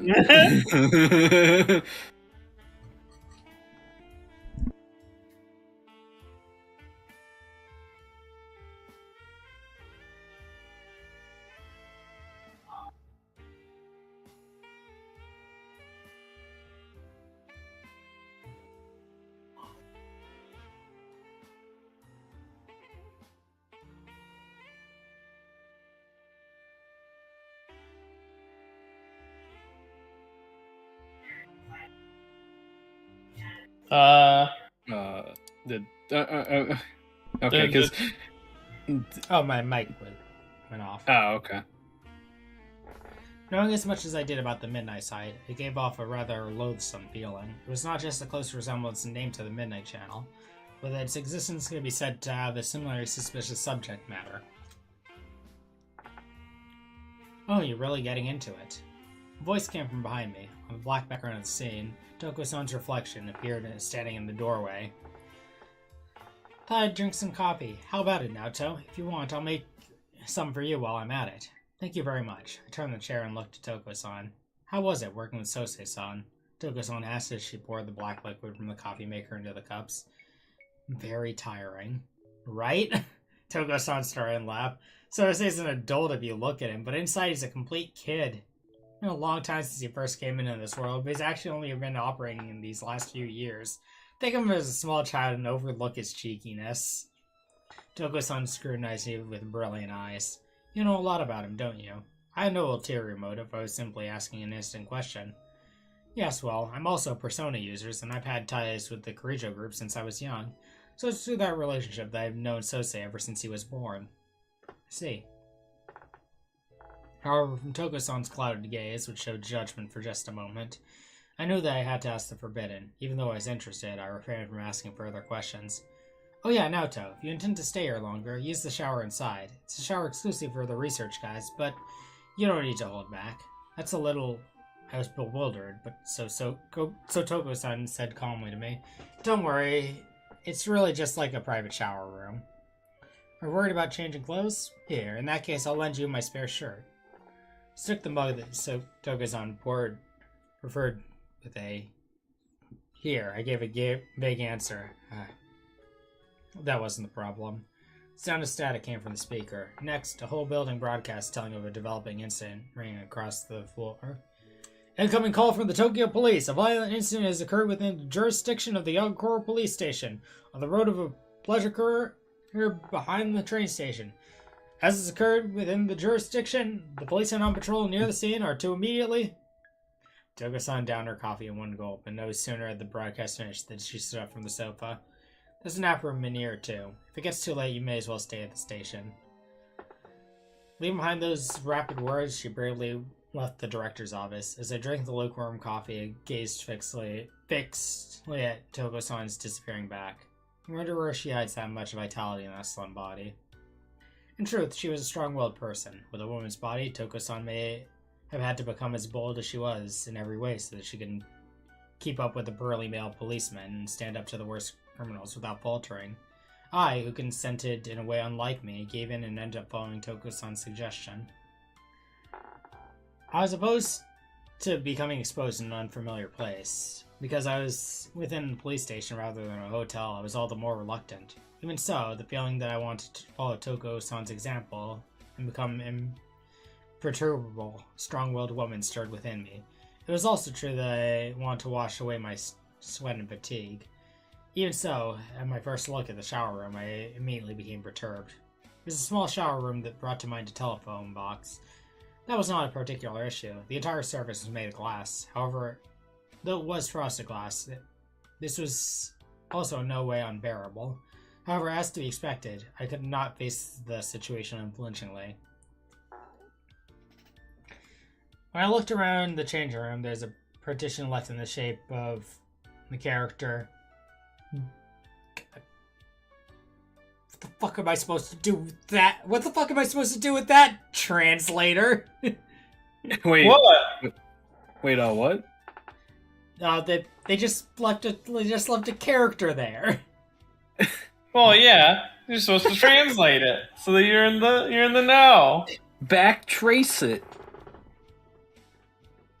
Single basket made of plastic. Inside the plastic basket, there were a bath towel and a new white shirt. Can't be. I'm supposed to change here? Matched with the two conditions from before, in which I was strongly intimidated. For a moment, I wanted to turn back. We made me stop in my tracks for Toko-san's words. I often use it. Across my mind was the awe-inspiring forward Toko-san, courageously taking off and discarding her clothing and freely exposing her voluptuous body. I steeled myself, thinking that it came so natural to Toko-san. I looked around restlessly. There was not a single soul on the floor. There were only dim, glowing lights and the faint sound of machine operating. The inhuman silence reminded me of a hospital in the middle of the night. I cleared my throat a little, tore up my clothes one by one, folded them and placed them on the basket. Why was it? A feeling of immorality was seething in my chest, so I was doing something I was not supposed to. I would become exposed, led to the shower room with the vigor of a spy hiding under cover, in danger of being detected by security guards. Immediately, when I turned on the tap, my whole body was gently covered in warm water. Pressure was perfect for my body, flush was same. My tension dissolved, I started to relax several minutes after I began to shower. It was only natural that Toko-san's way of behaving calmly and with self-awareness was something which she could do because of who she was. I, whose eyes had been opened in various ways, decided to go back and doing my best while investigating. And as I did not want to intrude upon the nap room, I swore to return to the dormitory before the date changed. There's no use crying over spilled milk. It seemed I should not relax and let down my guard. I let my mind wander completely. I hadn't thought anyone would enter the director's office. It was at that exact moment when I picked up my bra from the basket. A piercing noise resounded. It was the sound of the door of the director's office being thrown open. I am going to cut the visual for the book on the stream. Oh, hell yeah. Shower scene. Whoa! It's not as bad as the manga. There's how bad is the manga? Full frontal titty. Oh, hell yeah. Nips. Yeah, but you we get don't, nip. but we ain't got no nips. There's Yeah, there's like there's no female presenting nipple, but yeah, there's we It's have definitely lewd. we have a naked body here. You can see a little bit of butt. you can. Like, But it's hidden by a shower, like a glass shower frame. yeah, you can see the bottom of the butt. Oh. But I think you should avoid showing it just to be safe. yeah. Yeah. What you could do to paint like a funny image is to have the dancing Naoto in front of it to obscure. Yeah, but I would need to have like that on my OBS window to be able to see it. Yeah. Okay. Yeah. No. Never mind.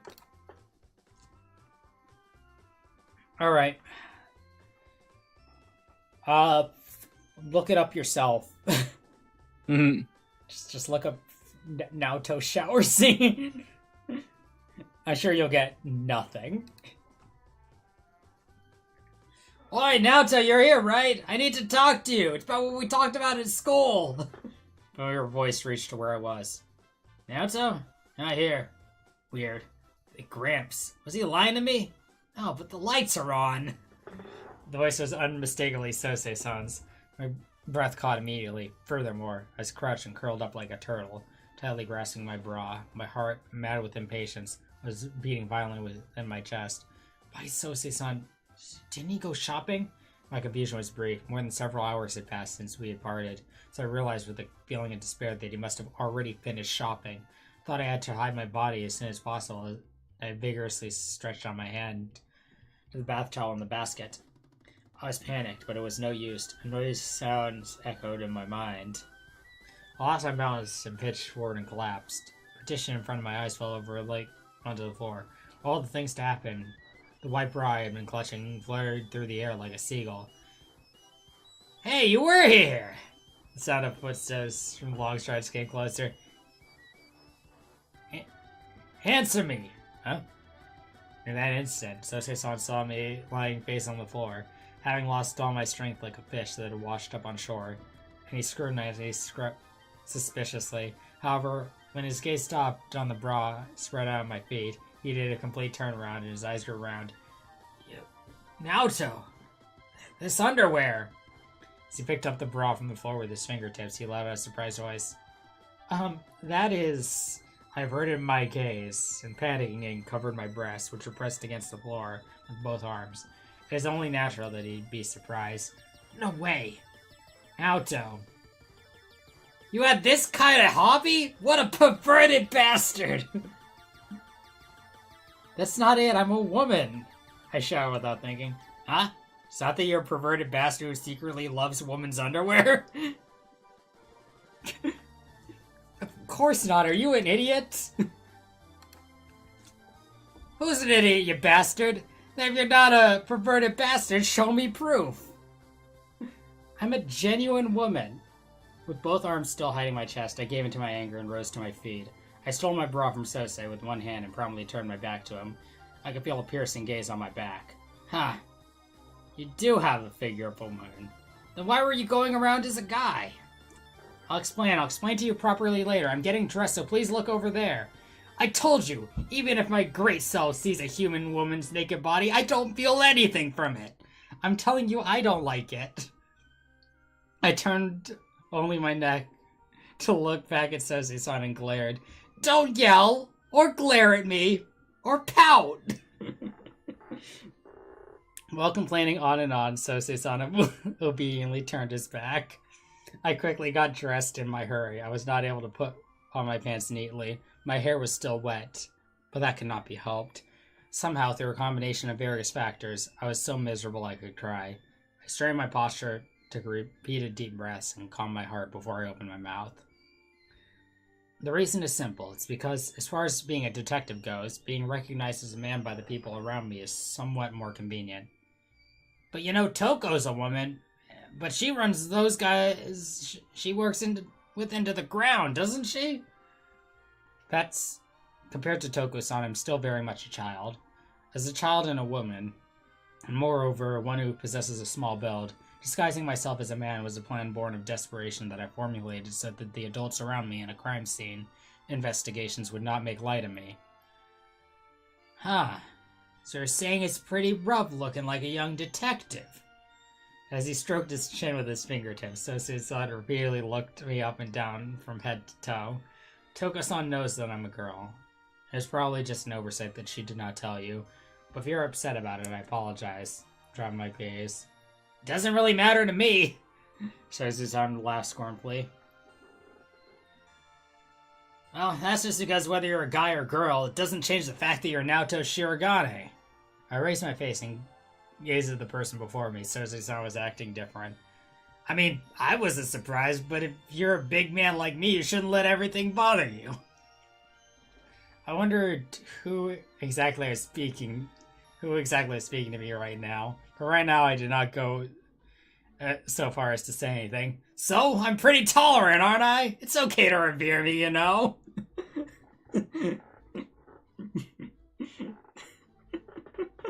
Oh, Sosei. Oh, man. I felt happier than expected at what Sosei-san had just said. I thought that Sosei-san's words may have come from his heart, as a robot who is also a Wait, what? As a robot who is also a minority in society. Oh my god. But as much interest sounded fuck this. You know, you got the people of color, you got the LGBT community, you got the underpaid woman workers, and you got robots.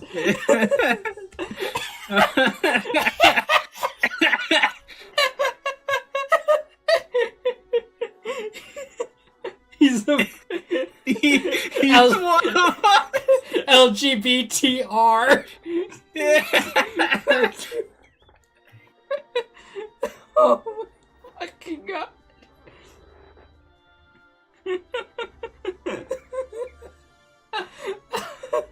Oh my. I mean, there are only like 4 or 5 of them.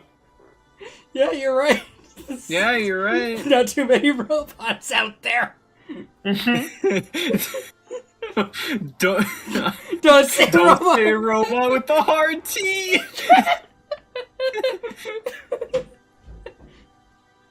By the way, Well, then what's the appropriate word then? I need to know this. Android. No.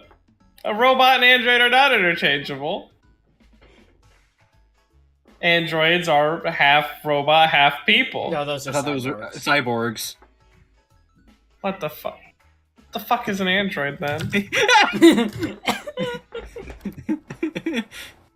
Damn, man, showing your prejudices. A robot with a human appearance. Okay. I guess that would be the appropriate thing. I mixed it up with a cyborg. By the way, Sosei-san, did you need something from me? I would completely regain my composure. Remember that Sosei-san had yelled something to that effect as soon as he entered the director's office. Yeah, it hit me. That name you mentioned on the school rooftop this morning. Please explain, I nodded. I don't know who the girl who died either. Just I remembered recently about a man with the surname Hyoka. If I remember right, his name was Kyohei Hyoka. He's a detective. They were saying he's a member of the Ashihara police in the next jurisdiction over. Their family name is the same, I see. He may have a connection to the late Kaoru Hyoka. Tomorrow we should go pay a visit to this Kyohei-san as soon as possible. No, that's impossible. Sosei-san shook his head from side to side. Looks like that detective Kyohei Hyoka is currently missing. Missing? Why? Says the son snorted at me, who was doubtful. How should I know? I just coincidentally remembered that old man Sugi and Toko were saying something about it a couple weeks ago. I came to the station just to tell you this, so you should grovel on the ground and thanks. I ran to the computer and fell into the chair like it was sliding into home plate. I gripped the mouse and clicked once, then twice. Finally. Boop.wop.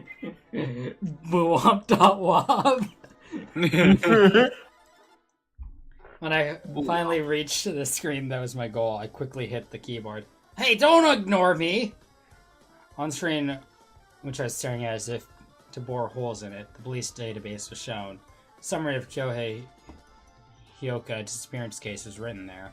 I quickly scanned through Kyohei Hyoka's personal data. A member of the Ashihara Police Department, assistant inspector of the Criminal Investigation Bureau, age 35 years, height 172 centimeters, weight 65 kilograms.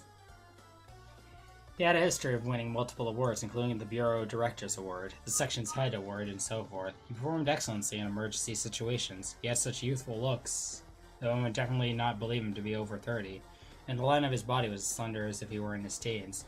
However, it is very clear that an agile, alert body was hidden beneath that suit. In all, he kept a neat personal appearance, and his refreshing smile also gave an impression of an agreeable young man. Continuing on, my gaze suddenly halted on the field describing family composition. Lives alone, younger sister living with him, Kaoru Ryoka, died in an accident half a year ago. They're connected. I felt the points coming together to form a line. Figure something out? Kyohei peered over my shoulder at the screen. This. I pointed at Kyohei's family composition. And... oh! So they really were related! I'm really on the ball here! So Seisan sing his own praise. Looks like it's not just a disappearance. It seems Inspector Kyohei Hyoka possesses a handgun. Stole time bombs confiscated during the bomb mania arrests a while ago, and has concealed his whereabouts. Bomb mania!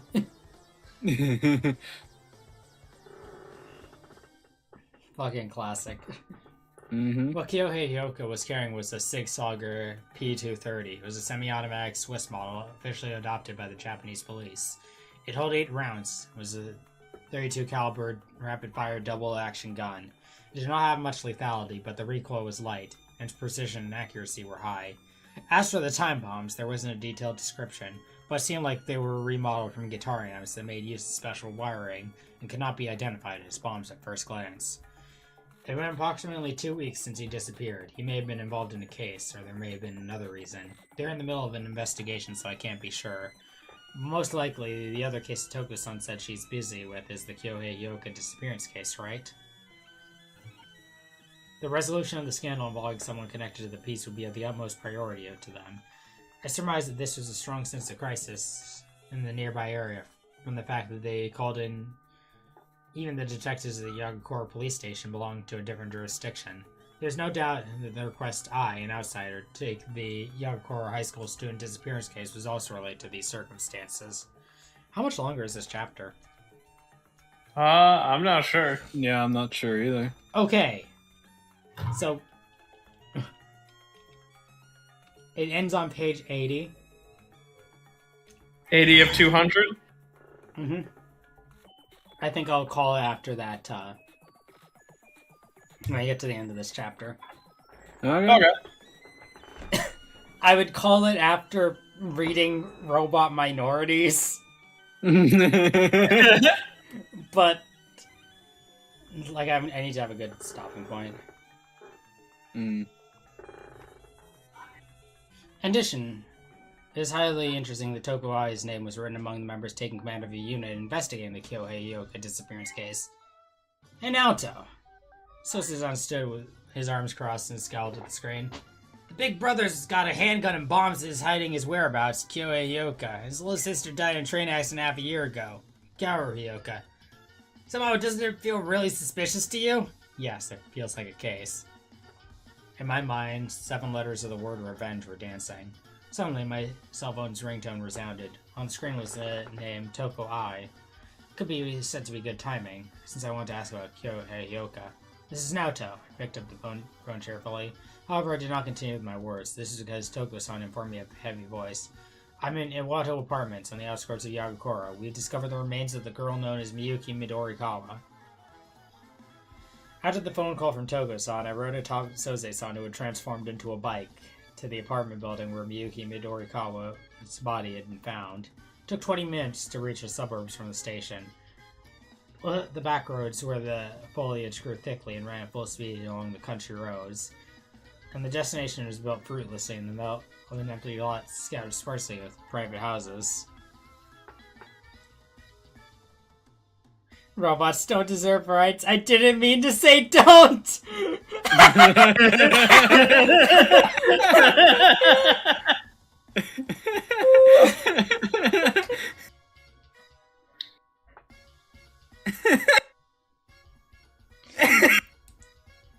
Damn, bro. We got Sosa sitting down. He's gonna play fucking David Cage's newest game, and he's gonna be really enraptured in it. Mm-hmm. Yeah. He's gonna put up the fist and say, I had a dream. We have a dream. We have a dream. And the fist. Fuck you. I say choosing that.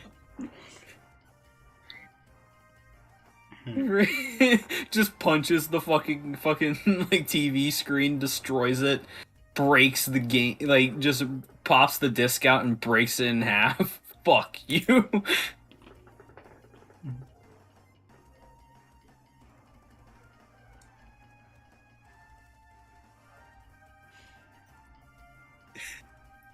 There's an apartment building with 5 floors, deserted with no sign of being lived in. It seemed there was no electricity and no outside lighting. It would have been completely dark. Proceeded by taking careful steps among the freely growing weeds.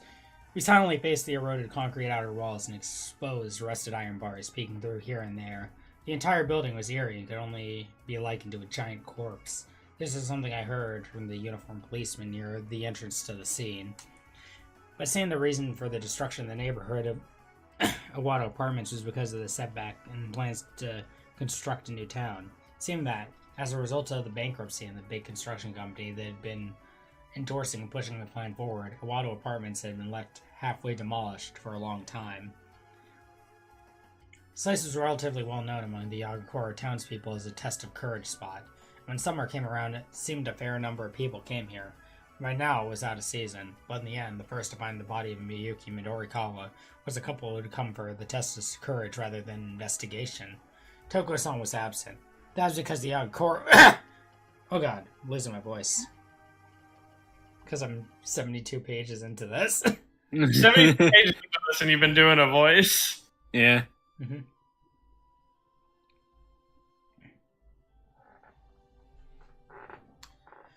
Just as Togo-san had said before, when I gave her name, "Oh, from Yagakoro, I heard about you." And the detective from the Ashihara police led me to the place where the body had been found.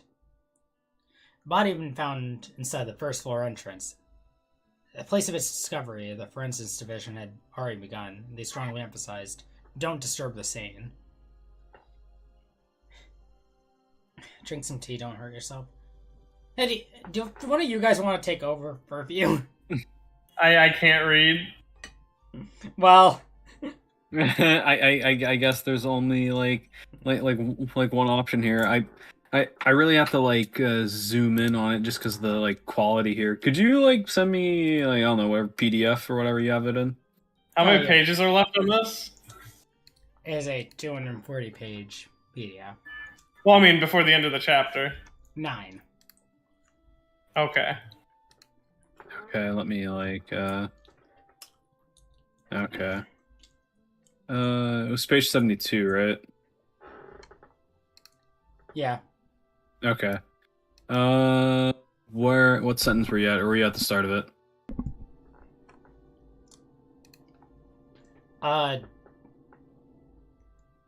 The body had been found inside the first floor entrance. I I think that's paragraph 5. Para 5.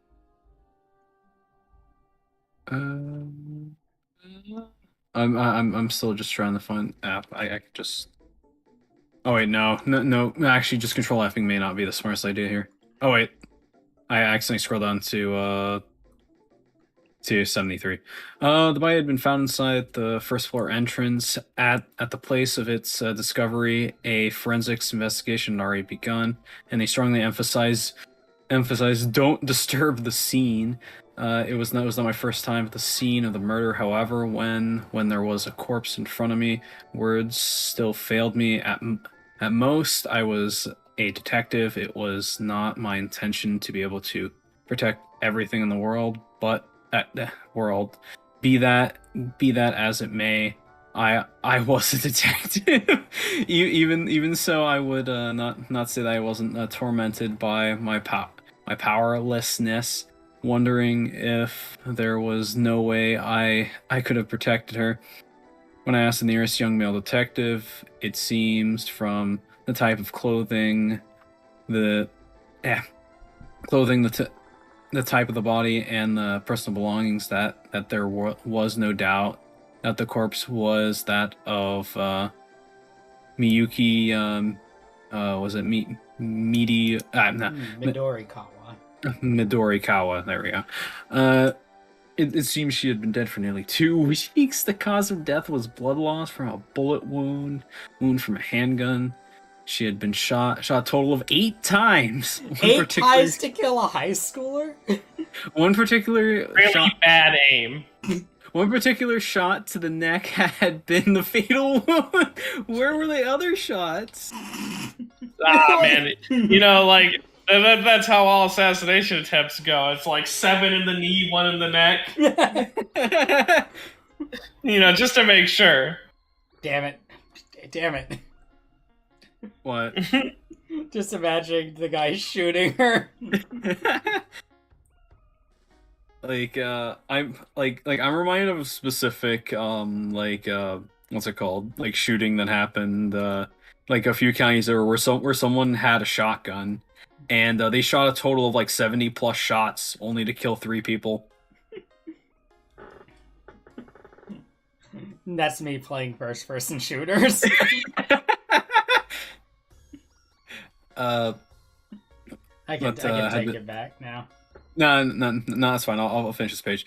The shots around the by were the traces of the blood during those 2 weeks. The blood had dried, dyed the concrete, and changed to black dust. Oh, blood doesn't change to black, but okay.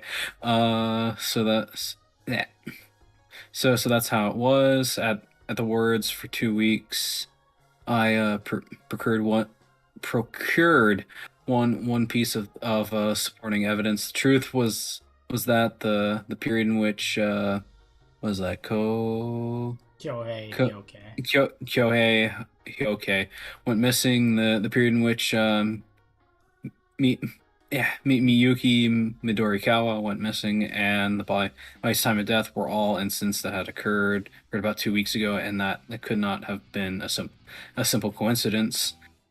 Do you know the type of handgun that was used? I asked quietly, and the expression of the head of forensics investigator and nearby detectives all clouded simultaneously. That was not a clear answer. It was a 6-hour P230, wasn't it? Yeah. An age detective nodded gloomily. For the circumstantial evidence, the scene was filled with the atmosphere of the suspect may have been Kyohei Hill. Yeah. In my mind's eye appeared Kyohei Hyoka's charming smile, childlike for his age, that I had seen just before coming to the scene. I could easily imagine the adoration his college felt for him when, beyond just a senpai Kohai relationship. We can't know yet without checking the rifling marks. It's not like it's absolutely certain that Kyohei did it. The age detective immediately denied, but his words were weak. It was a shame, but my reasoning was slowly becoming more likely. Would any of you happen to know the reason for Kyohei's disappearance? I'm going to cut, like, the formalities out. Like, I'm sick of saying the sans and the samas and, like, the full names. A good translation would have. Yeah. Yeah. Because there's nothing added by these formalities. Yeah. Because Naoto already talks formal. And I mean, it's not like And when I say that, I don't mean that Atlas is any better at times, because fucking I think they switch honorifics between dialogue boxes half the time. Well, what was the Persona 5 one? It was like Mr. and Mrs. something son. Yeah.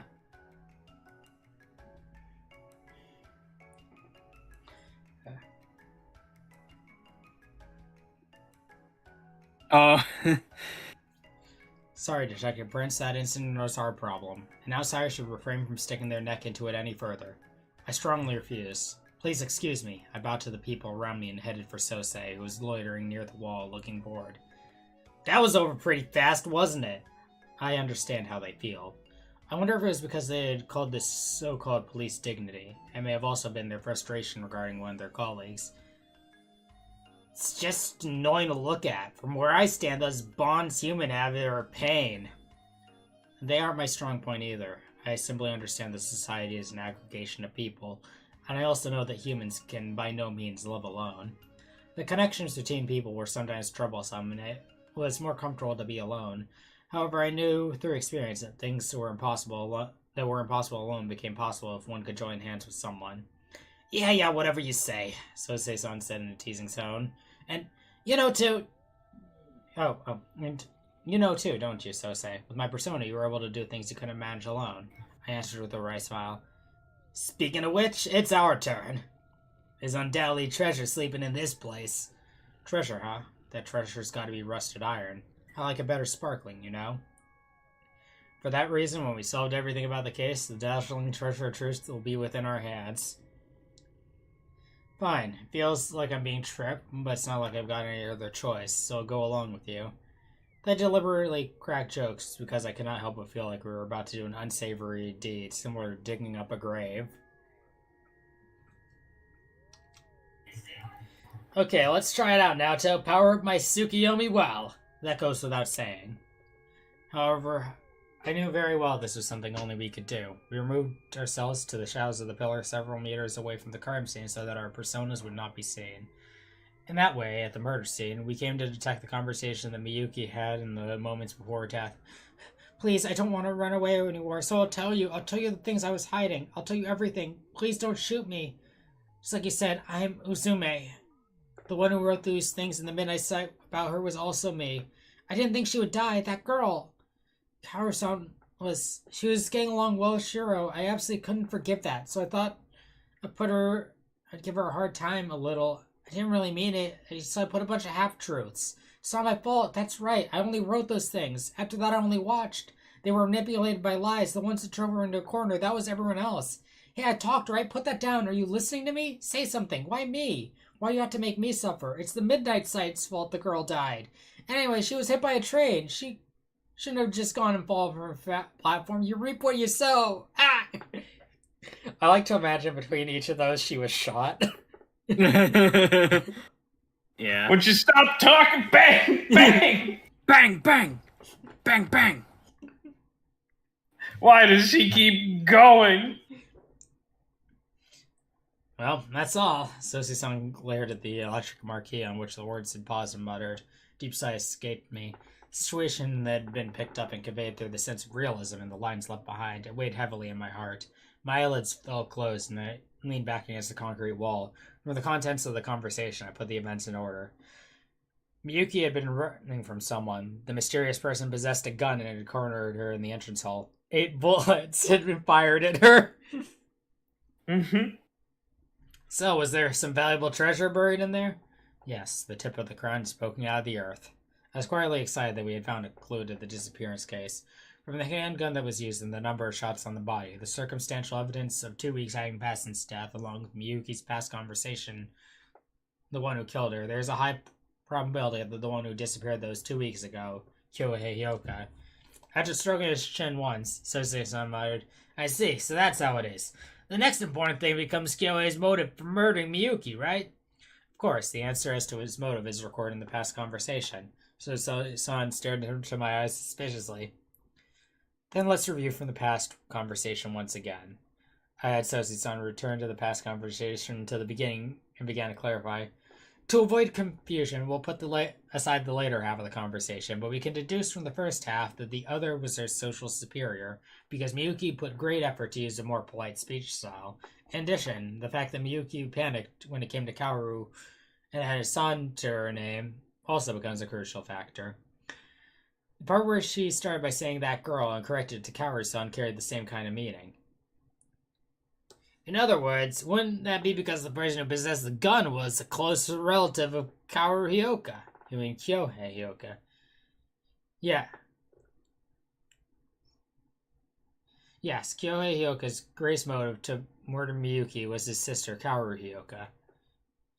My gaze naturally drifted to where the police inspectors were investigating the scene. The conclusion I derived was cruel when I considered their feelings. I think that this is Kyohei Hyoka's revenge tragedy. From his appearance in the photo, I cannot see him as the person who would do this cold hard deed, but from the circumstances, I can only think of it as Kyohei's crime. Oh, so you're saying Kyohei taking a handgun, time bombs, and disappearing was also he could kill Miyuki? To put it bluntly.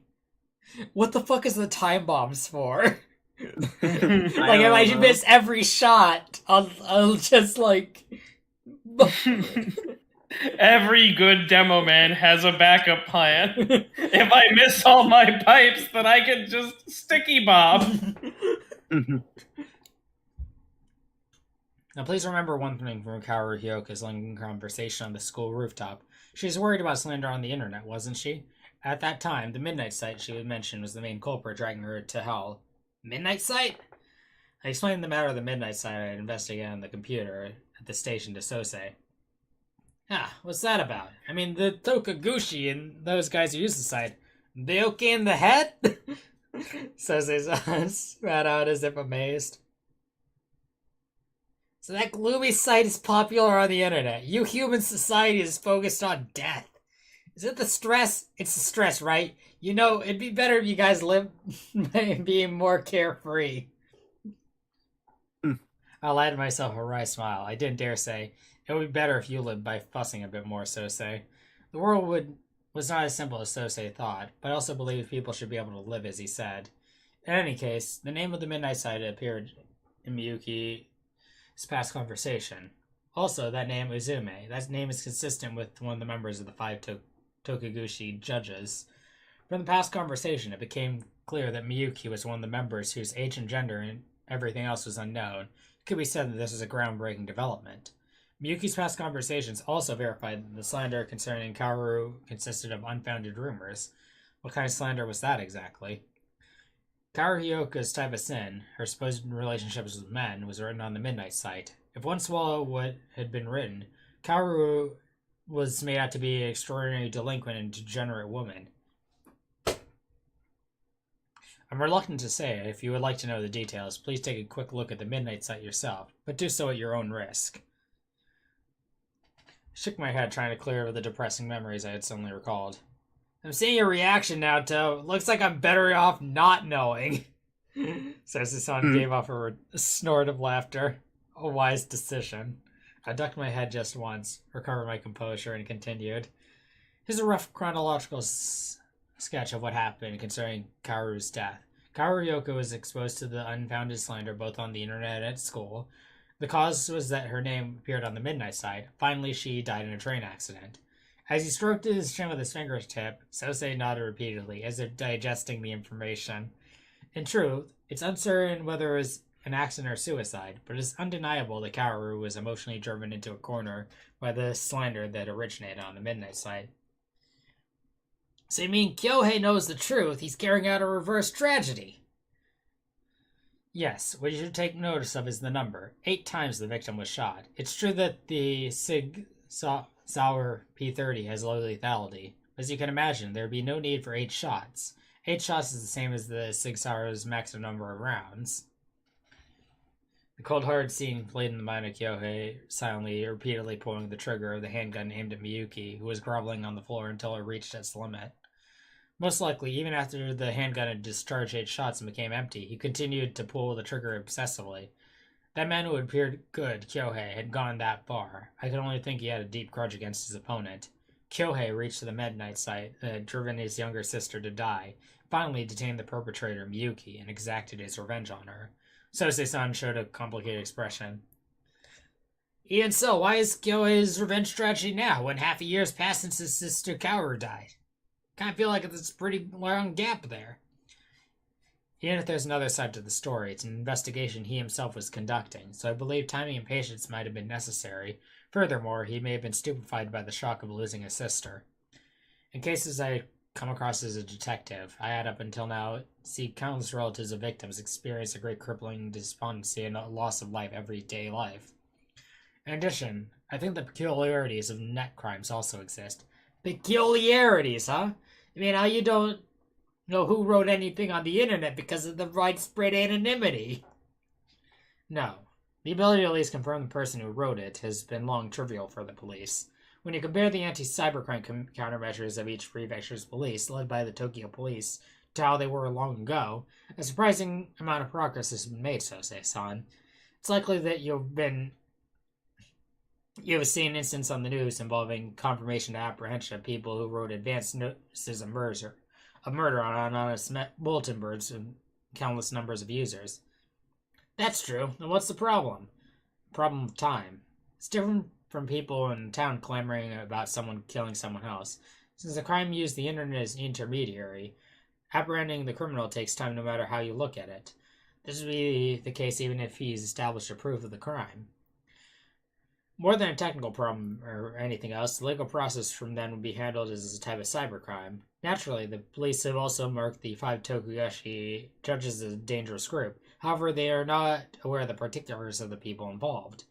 Oi, Naoto, isn't that a bit off topic? Weren't you saying a second ago that the ability to at least confirm the person who wrote it has been long trivial for the police?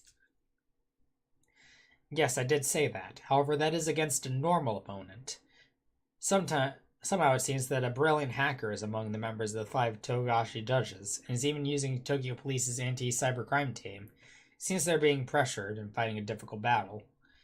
Internationally, countries had openly declared war against individual skilled hackers and groups of hackers who at present were hijacking corporate web pages, were not suppressing traces of cyber terrorism.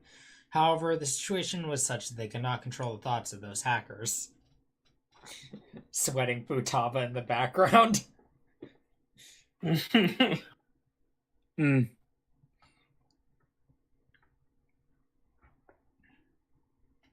What's that about it? It's a miracle that Kyohei managed to reach Miyuki with his own investigation without having special techniques like the anti-cyber crime team or special abilities like us. No, you could call it tenacity. Tenacity, huh? Well, there's no way for us to know. Sosei muttered as he looked up at the heavens full of stars. It was a surprising reaction. I thought he would simply dismiss it as worthless. Let's be clear on what we'll need to do starting tomorrow.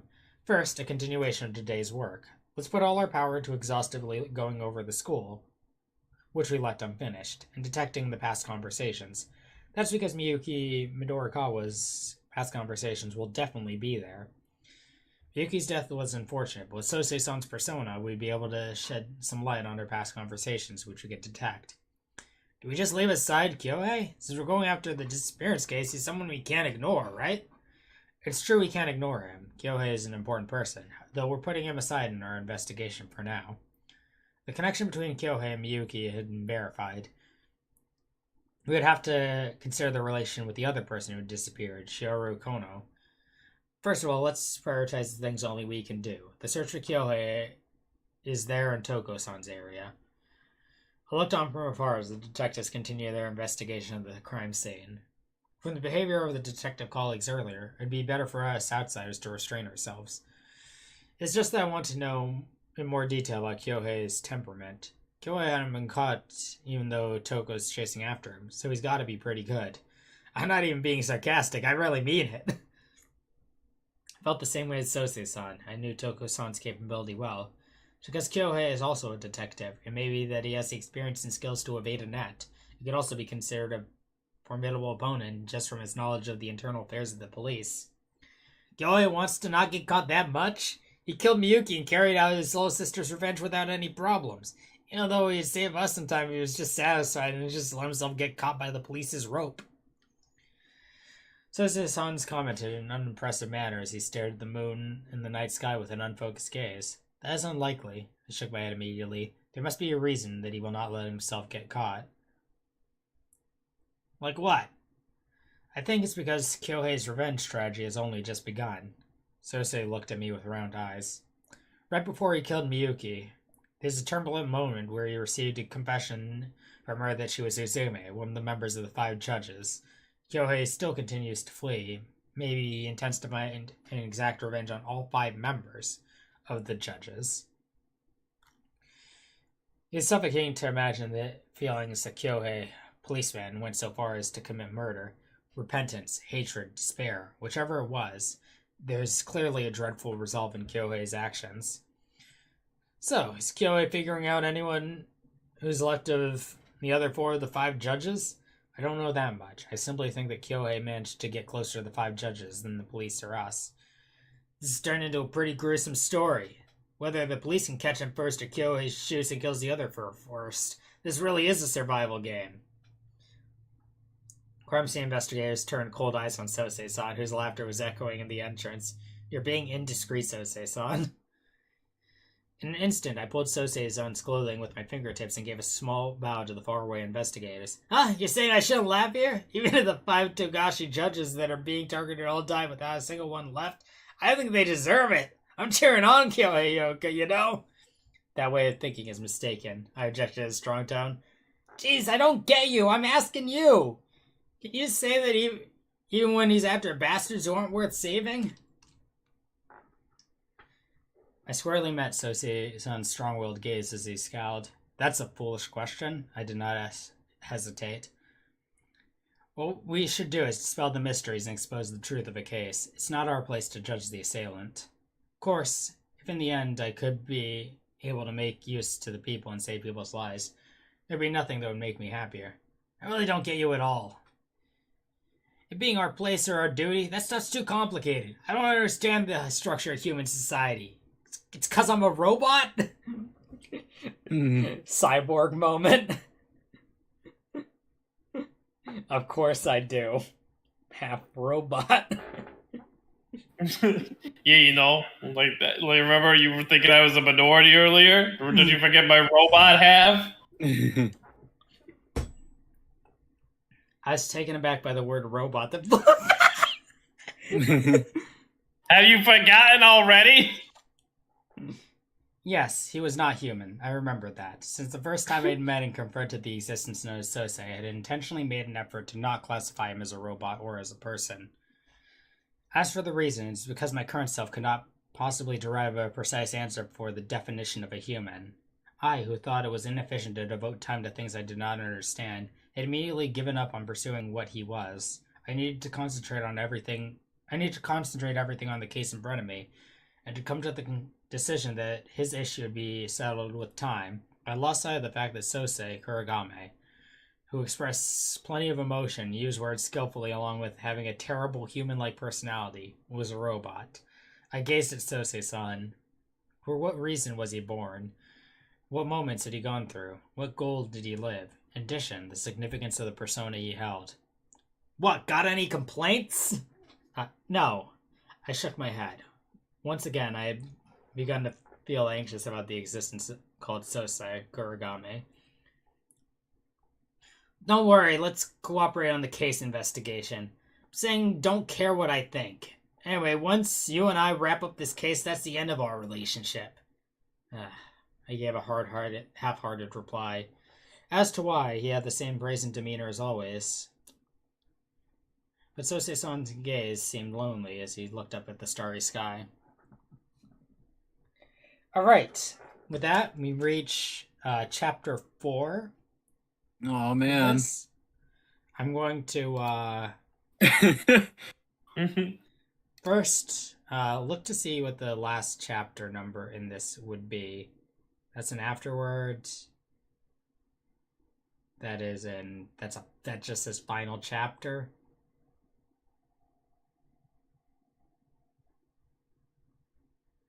I saw 7.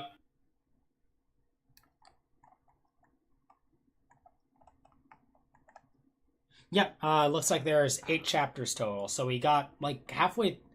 Chapter-wise, we got halfway through. Halfway through, page-wise, Page-wise, we're a third.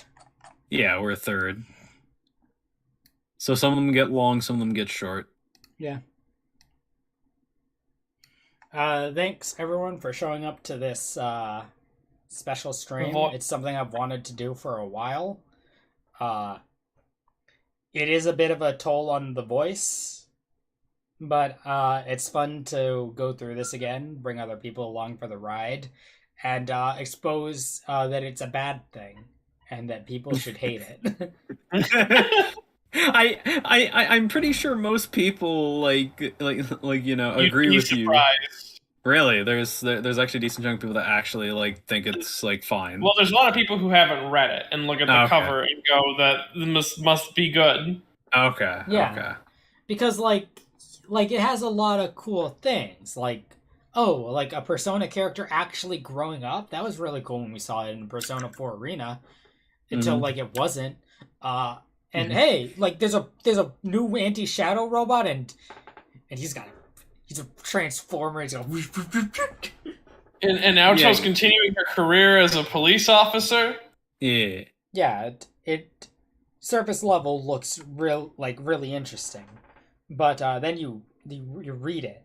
You read it, and it has one of the roughest starts, and it kind of lingers throughout. Towards the end there, you were starting to see Naoto again, though, right? Mm-hmm. I guess part of it. There was a lot just her going. There's a lot of it's a very wordy novel. Yeah. And I guess the character telling me why they were doing something, then over explaining how they do something. Yeah. My patterns, or what was it? Her talking about why she wasn't calling him a robot, where she's like, my logic-seeking brain decided to autopilot through not wanting to understanding and moving on. That just feels like, damn, you understand yourself way better. Why the fuck are you having this conflict of interest? Mm-hmm.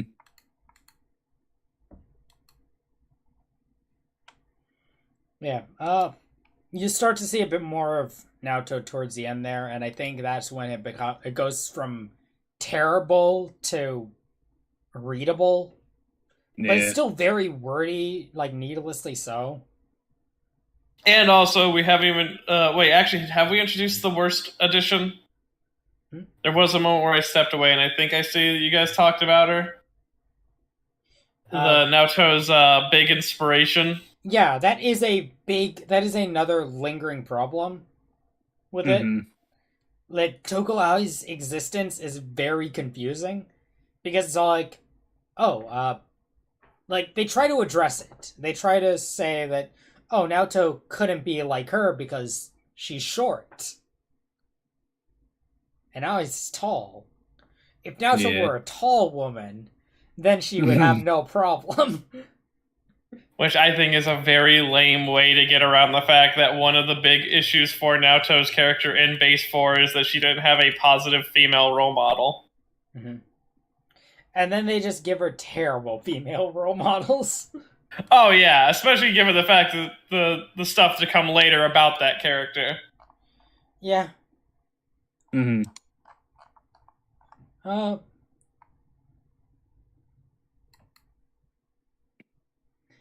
And I intend to continue this. I intend to finish the book. I don't know when I'll do that, because there's other things I want to do. I want to play more Final Fantasy. Yeah. Mm-hmm. Her issue with her female role model is that she was tall. Yeah. Man, gender. I've accepted my place and my role in society. I just wish I was taller. If I were taller, I'd have a much different role. Can you imagine if, instead it was now I, evil scientist Naoto, haven't created a leg longer. The thing longer. So that's what life would have been like if I invented the thing longer. Oh, you'd be down if evil scientist Shadow Naoto just made a ray that makes people big. Now listen, I wasn't going to say that. But let's just say it was a pretty good idea in my head that I thought of immediately. But then you went with the sillier leg option. Well, yeah, because that's how you make someone taller, is you give them longer legs. I mean, there's a whole surgery for that where they literally break your legs and then drag them out and lets them grow back. You can get about 5 inches out of that surgery. So, however tall you are now, if you want to be taller, just add 5 inches, and that's as tall as you can possibly be. Do you think that 5 inches is enough to save Naoto? Well, she is what? 5 foot? Yeah. You think 5'5" is enough? Yeah, To be 5'5's tall fine. Yeah, 5'5's pretty tall. In Yeah, but Japan, is that enough to be like? Well, how tall is the detective lady? Well, the detective lady is a head shorter than Sosei Kurogame, who is a giant puma man. Let's see. What's 5 inches converted to centimeters? It's about like an inch to a centimeter is 2.54. So like times that by 5. That's about like 2.54 times 5. That's 12. Naoto would jump from 152 to 67.7. All right. And let's 67. 167. 167 centimeters. All right. That's not enough to be taller than Kanji, who's 183. So I don't think that's enough. Well, yeah, but like, Yu's not taller than Kanji. Yeah, Kanji's like the real one that I need to check now. Okay. This is the one that matters. What was it again? She's still shorter than Yosuke. That's a problem. Yeah, no. Like, if Yosuke looking down on you, that's a bad feeling. Yeah, he is 5'9", and I believe Yu is 5'10". Okay, how about, Yeah, Narukami... Oh, no, Narukami's 5'11". He's 180. yeah, Adachi's 173, Dojima's 179. Wait, holy shit, Yu's taller than... Okay, wait. She is close to Persona 3 protagonist height. Oh, yeah, no, that pillar. Well, yeah, he's 170 centimeters, and she'd be 167. You know what? With the slouch that he has, she'll be looking at him eye to eye. Well, she's taller than the Femsi. That's it's meaningless. kind of a low bar. But it's like and taller than Kasumi. Right. But it's 10:30 for me. I wanted to stick around till like the reading was over. I have work tomorrow. I'll see you guys later. All right, see you around. Later. 5'5", that's tall, right? Right? She's taller than Kasumi. And taller than Futaba. Oh, Which, she is already as tall as Futaba, so that wouldn't really matter too much. These are meaningless measurements. She could never, not without Shadow Naoto's height beam. Legging longer. Kanji grew 2 centimeters between Persona 4 and Persona 4 Golden. Where's that one image of, like, Naoto complaining about tall people? I don't know how. I'm sure that, like, someone knows the image I'm talking about. The one where, like, God, just like, put on some rollerblades. I'll just drag you around. I'm trying to wait for you. Oh, it's about tall people. God damn it! I know which one you're talking about now. It was converted into a Persona 4 thing. Yeah.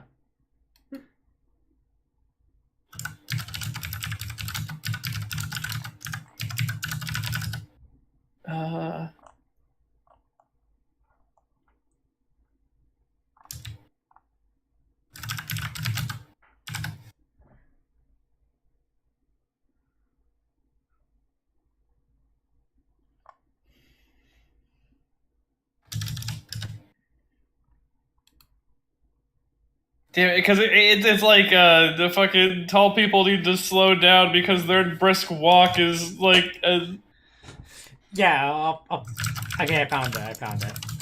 okay. Let me just do that.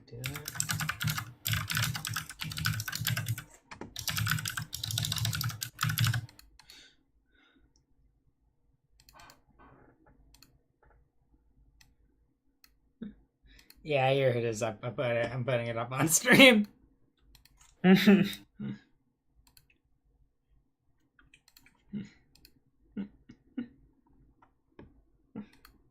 Tall people are walking together, please. My tiny legs, I can't keep up with you. Please think of my legs. I don't want to jog to keep up with your leisurely stroll, you titan. You just get a pair of roller skates and hang onto my sleeve. I don't got all day. Anyhow. So continue soon. Eventually, we will.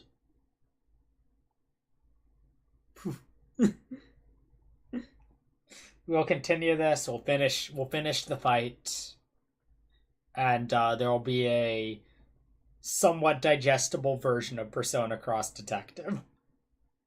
Maybe I'll make a summary video or something when it's all said and done. That'll be fun. Bye, everybody.